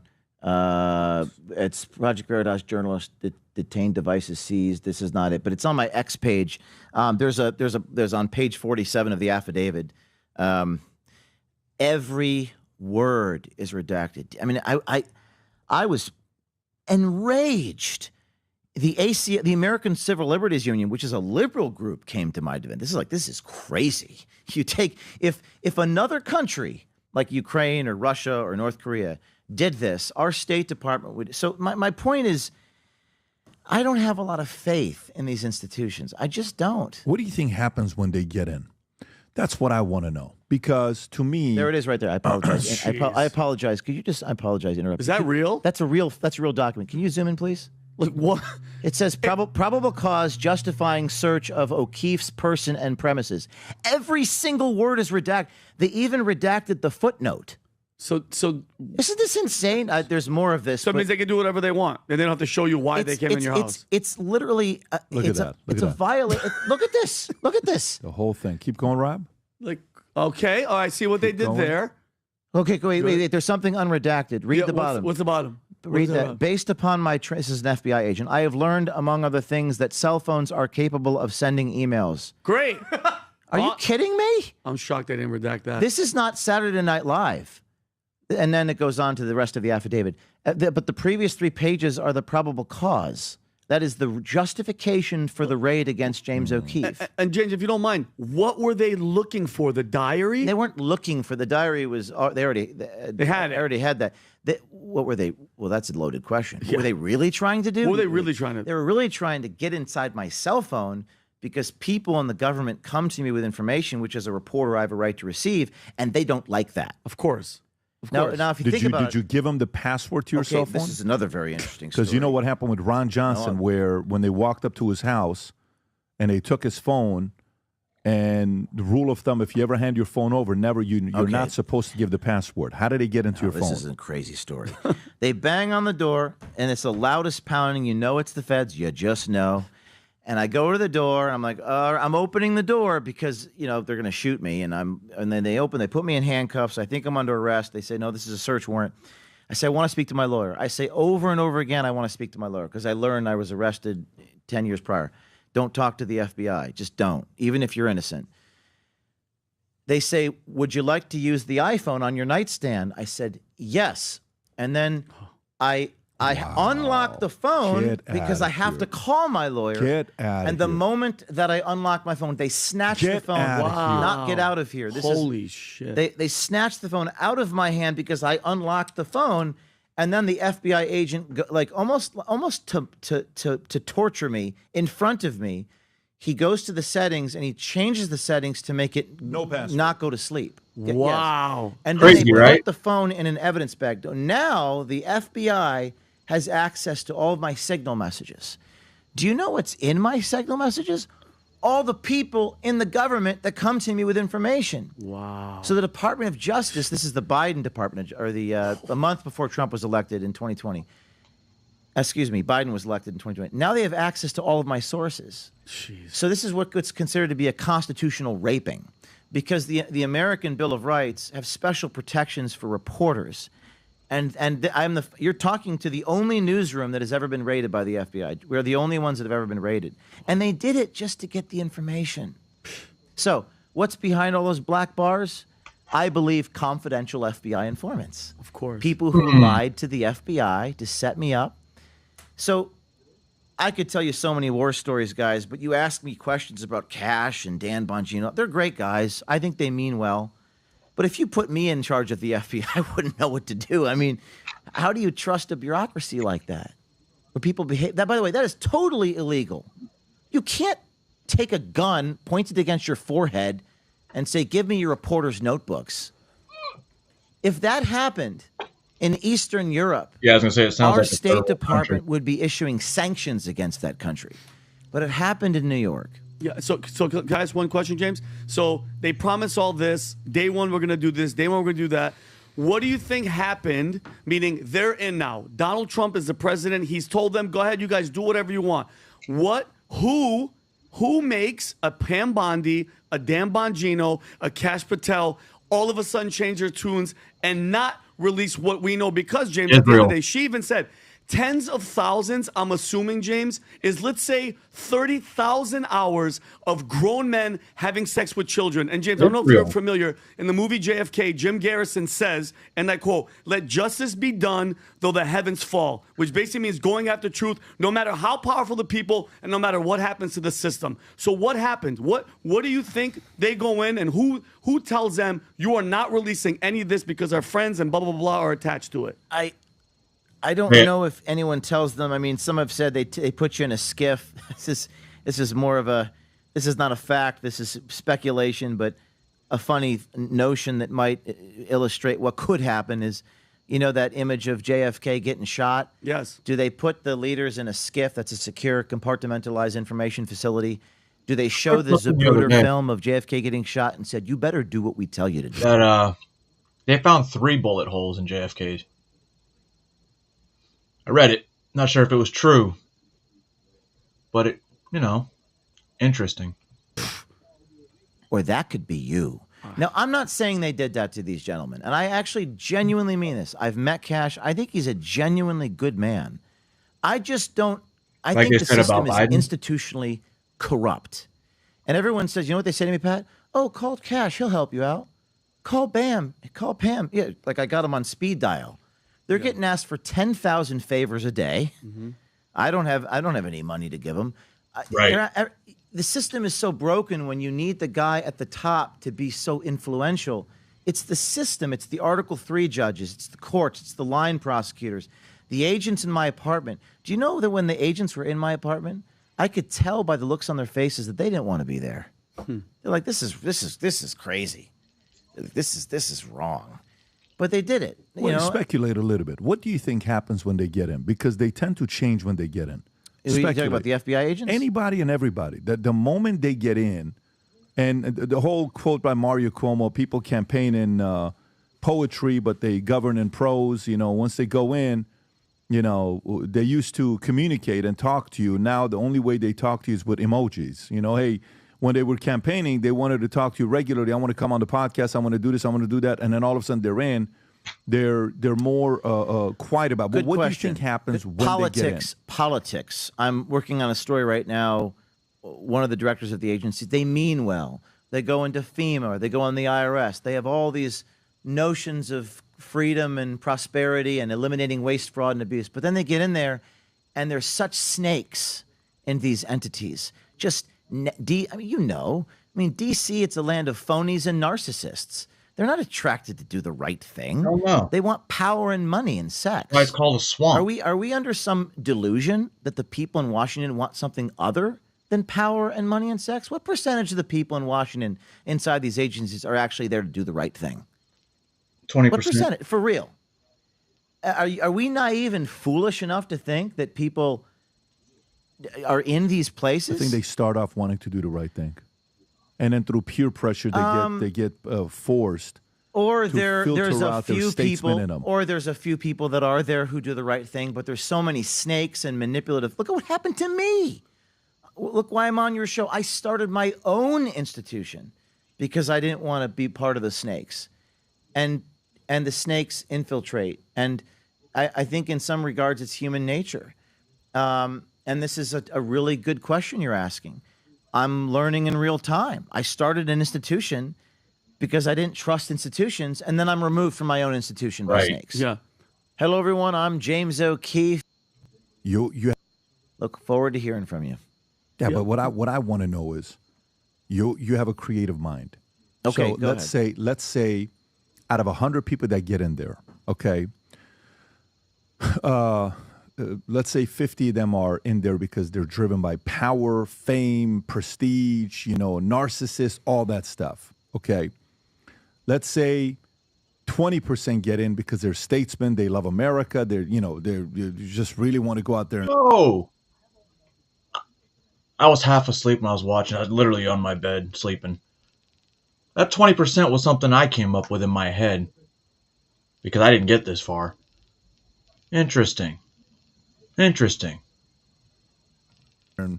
make a difference. Maybe I'm Let's say MK 30% get in because they think it's a good job, right? It's like, it's a pretty good job. I'm going to go try it out and see what I can do. I'm going to go be a lawyer.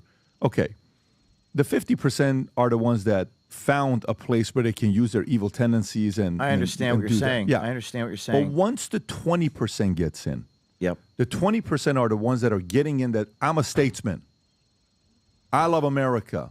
Got it. It's bigger than this. What do you think happens for the 20%ers to flip? What I think is, you say 20% statesmen get in there, something Let's like say that? it's 20%. I'm just making up a number. I think that's accurate. I think there are probably 20%. I was probably embellishing. The problem is if you're in an institution, you have leakers, or one or two people at the top. All it takes is a couple that are sabotaging your campaign, that are leaking your confidential informants to the press. It completely sabotages your operation. So the problem in these institutions, if you don't have your team, which is like 100% loyal and high integrity, even a few of these snakes can destroy the entity. Yeah, it only takes so one. That is the problem in my view, is that you have a couple people at the top who are engaged in gaslighting, destructive campaigns. Maybe Bongino, here's another thing, like they're getting fed information that is not true. And they're put in a position, an untenable situation, where it's difficult for them to be successful. That's what I think. Well, James, here's my question though. If they're, from her words, everybody heard it twice, one to a stranger, one in front of a camera on the White House lawn. They have tens of thousands of hours. That's mind-boggling of grown men having sex with children. Okay, who has the power, James, to not let them expose those people right now? Because those people are still walking around, pedophiles, sexual assault pedophiles that belong in prison, and to me, I believe they deserve to die. Okay, that's my thing. I agree. Who's stopping them, James, from releasing one of the names? We know the whole backstory with Epstein, but you mean to tell me you guys are watching these videos every single day and nobody's been taken off the street? That's a question that Dan Bongino and Kash Patel need to answer. But they need to answer. Will they? Do they have the courage to answer it? Why aren't they answering it? By the way, people expect me to answer that question. I don't have any power. I mean, I'm other than the authority that sources give to me when they give me information. I'll tell you something. I released some videos in the last week inside of Epstein's bedroom in the British Virgin Islands. The American Virgin Islands. I'm releasing images inside of his temple. Some interesting stuff on the chalkboard, by the way. There's a weird picture of a baby in his dining room. Some weird. There's his chalkboard. The FBI had those videos, but you know who released it? O'Keefe Media. Yep. So why can't they release the binders remember the binders they released? Yep. Okay, if they release, why can't they release this stuff? Why am I releasing it? Yeah. I mean, there's no sex of children in there. That's something you could show the public. That's Epstein's writing by the way, on the chalkboard. Some mysterious and cryptic messages there. I think our government power, deception, music, mirror in face, either dank brain or dark brain. These are the public is deciphering these messages that Jeff Epstein. This is video, by the way, if you're wondering what this is. This is days after he was raided, shortly after his arrest there in 2019, 2020. And that's the penmanship to show that it was in fact Jeff Epstein's writing on the chalkboard. So we released this video, and my point is, someone inside the United States government provided that to me. Wow. Someone inside the United States government gave that to you. That's correct. That you're in communication with. That's correct. High ranking or mid level? I can't say. Okay. Yeah. But they gave it to you because they knew that the government wasn't going to release it. So let me have it released by an OMG. They gave it to me because they don't trust the FBI. And they work for the FBI. I can't say. Wow. Okay.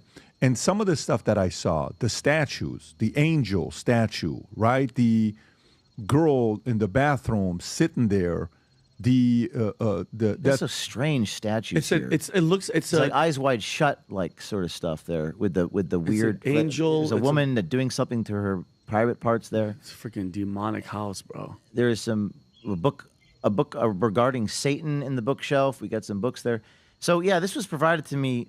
You're looking at the library, the bedroom of Jeffrey Epstein, and the Little St. James, the Epstein Island. This is inside of his library. No one's ever seen this before.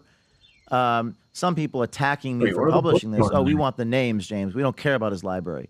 But there it is, Satanic Verses and some other books there. Satanic Verses by Salman Rushdie. Salman Rushdie, right. That's different. But people were attacking me because they want the names, and my philosophy is that if I continue to publish all these things, sources will continue to come out. Okay, so let me ask this question to go to the next level.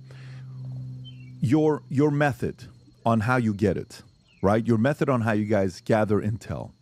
It seems to be a pattern that a lot of these, like, it's almost like if I was to audit you to see what your game plan is, you tend to target people that work in the office that are gay, that, let me just say it and then just flush mine out and call me out and say, no, I disagree. So through Grindr, dating sites, you'll go in, step number one, let's identify anybody on this administration that is gay. All right, great. Step number two, go on Grindr and see if you see their profile that matches this. Great. Let's make 20 different profiles and let's see if one of the ones he'll fall for. Great. 4, schedule a date to go out and put the camera and the recording on you and nonchalant ask, what are you doing? Act like you don't know what they're doing. You don't have a clue who they are, and act dumb. And then step number 6, let's have a couple drinks, loosen them up, make them feel like you're ready to go home and have some fun with them. Step number 7, say, let's follow up. I have to go home. I'm so sorry. And then number 8, release the information. Is that pretty spot on the system and the approach you guys take, or am I missing a few steps? You might be missing a few, but I think that's not 100% of what we do. That might be like 30% of that's one technique to get information. Yes. Okay, so if that's the case, how come? Have you had any, or have you tried? Maybe the better question is to say, I am sure you've tried to get Fauci. I'm sure you've tried to get his people. I am sure you've tried to, see how you can find him, to get him in a place to open up and talk.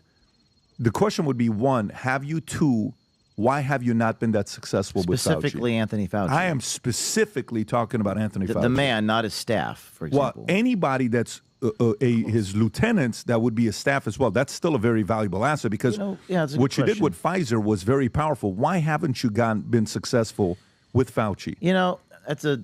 I don't have a legitimate excuse there. I suppose I like to say this to my staff, that, and I hate to refer to myself in the third person, but O'Keefe Media, my organization, we always get the story. Sometimes it just might take longer for us to get it. So I would say we haven't gotten him yet. Have I made the attempts? I mean, we did so many stories about Pfizer specifically, but to your point, why haven't we gone after this man in particular? Oh, I remember about 2-3 years ago, I did everything I'm talking about is legal, but I did a lot of surveillance on him for a number of days and moved on to the next story. So I suppose I don't really have a good excuse there, and that's something that I should get him to open up about. I don't know if I told you last time we were together, there was a story of an insurance guy who had a couple prostitutes on his payroll, and this guy sells big insurance policies, something called premium financing.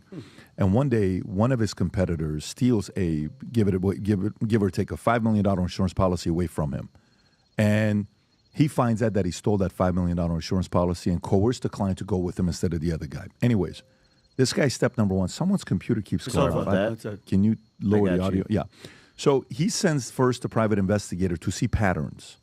For about a month, they measure his patterns. Mm-hmm. What restaurants he goes to, at what time, where he sits, what he orders, who's his waiter, who's his waitress. A month later, after doing a private investigation and seeing his patterns, he sends the girl. The girl goes, sits at the bar. She knows where he's going to be at what time. And right next to him, she gets emotional and she smiles at him. He starts talking and say, what's going on? Is everything okay with you? I'm so sorry. I'm just really going through a really hard time. She starts crying. She opens up to him. She says, I'm so embarrassed crying here. He follows her, goes upstairs to a room. Boom. They have the recording, the footage. He sends the footage to the other agent, says, hey, this is what you did. You need to send that client back over to me.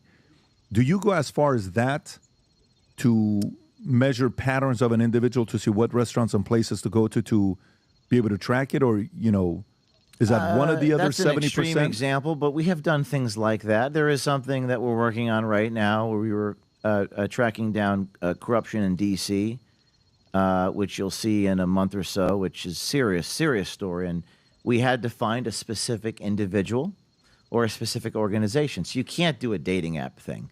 You got to do it a different way.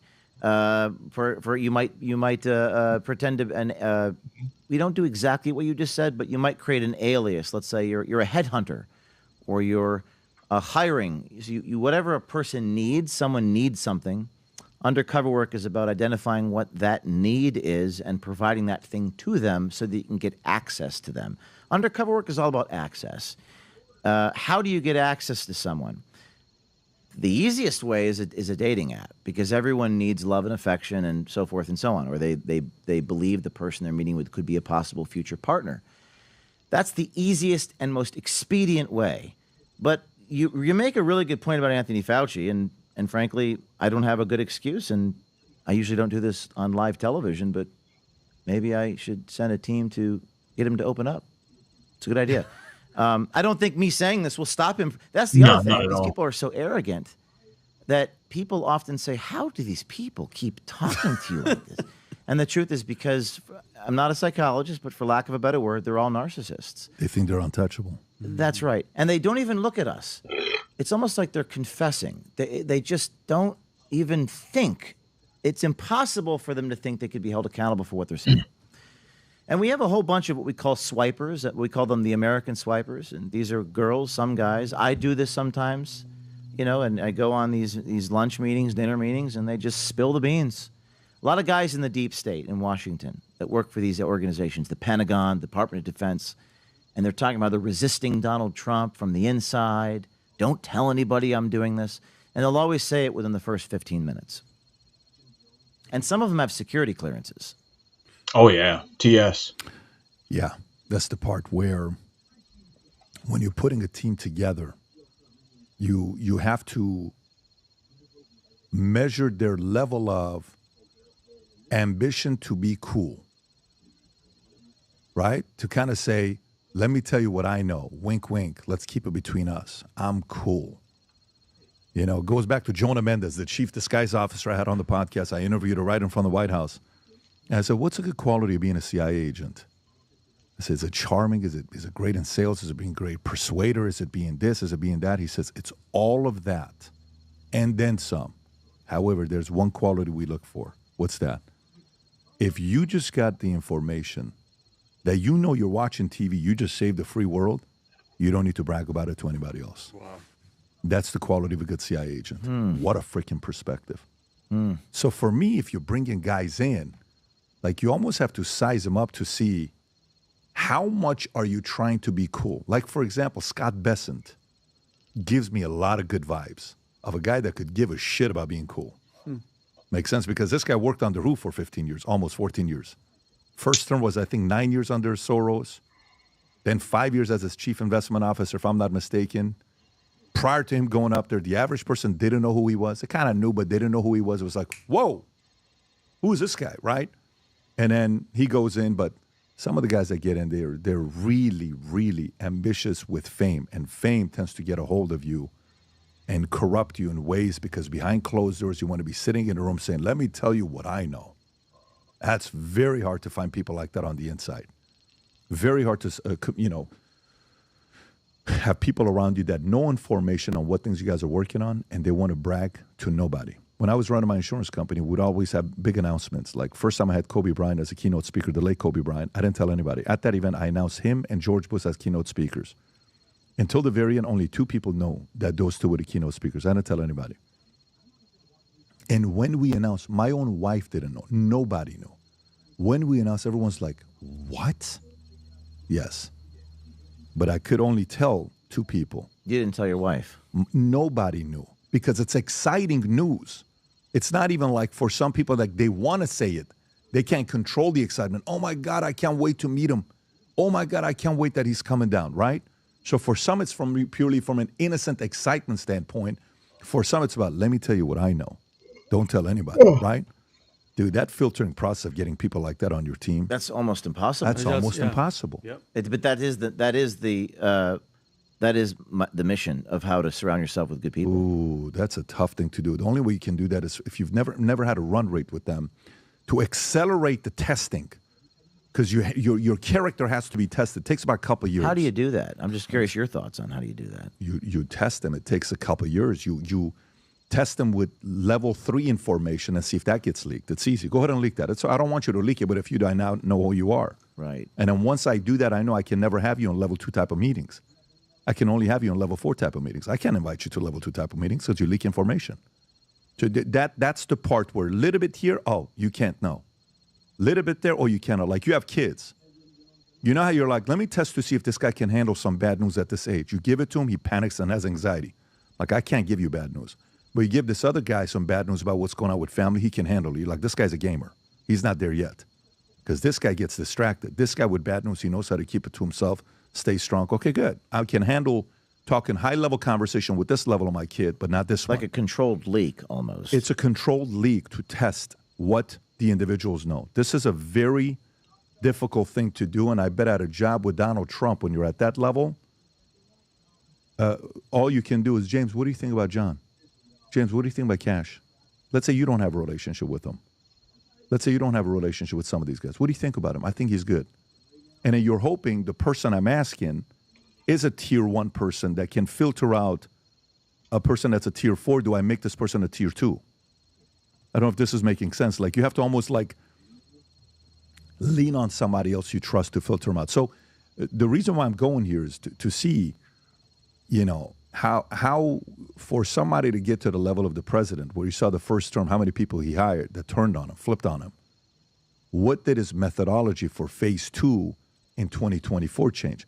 How do you think about the team and the people that he's put together? I think they're a good team. I think they're loyal. That's what I in full disclosure, I hiked with Bobby Kennedy in the Santa Monica Mountains, and I found him to be a brave man. When I say brave, I mean there is no incentive for him to do what he has done. He's a Kennedy.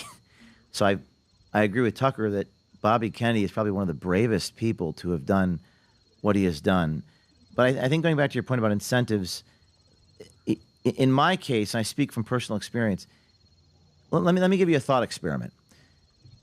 Yeah, I've been arrested by the FBI. I've been raided by the FBI. I've been sued 50 times. I've been through all these things. Haven't been shot yet. And what Trump has gone through is at the highest level.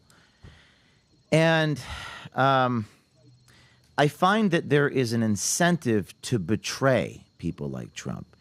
Look at all the goodies you so they can write books. If you go to the New York Times, and there's an incentive there. And I find that when you are pinched by the FBI, which I have been, and by the way, totally falsely accused. That doesn't matter if you did it or not. You're an innocent man. Forget that. But when they did this to Michael Flynn's son or something to the effect of, you better sign this form saying that your boss committed a crime, or you won't see your family for 10 years. How many people would take that deal? In other words, how many people would do the right thing even if they suffered? Now, that's a really terrifying, and you hesitate to answer the question, because this is where things get really deep. Because when you're going after the most powerful people in the world, which we are doing, which Trump is doing, you have to find people, not Pat, who just won't leak information. But if the FBI were to point a gun at you and said, you better sign a form saying that James embezzled money, they say, I will not do that because I fear God, not man. Or whatever, if you're a Christian, you say that. If you're something else, you say something similar. I fear God, not man. I will not bear false witness to do. Well, then you're not going to see your family for 10 years. Okay. You have to find people like that. That's hard. It's hard to find those people. I go back to my original point. The instinct for self-preservation is an extremely important human behavior. And if you're going to do what Donald Trump is doing, or to a certain extent what Project Veritas was doing, going after Anthony Fauci and these types of people, and Pfizer and BlackRock and the FBI, you have to find people who are completely unbreakable. And that's just what we're talking about. How do you find that? Very difficult thing to do. And Donald Trump, I'll say one quick story about Donald Trump. I was with him a year ago in his apartment in New York City. And this was like right around the week he was getting indicted for some stupid stuff with the porn star. And he was signing a hat to my father. And I had done a story on the CIA. I exposed a CIA guy on tape who was on one of these dating apps giving away information. I'm resisting Donald Trump. I'm not giving information to the president. And he was, and Trump wanted to make a video with me about reacting to this. And I said, how do you deal with it? I said, I'm serious. How do you? And he goes, he's signing this hat to my dad. And he goes, I just don't care. I just don't care. I was like, you don't care? He's like, I don't care. How it should be. Maybe he doesn't care.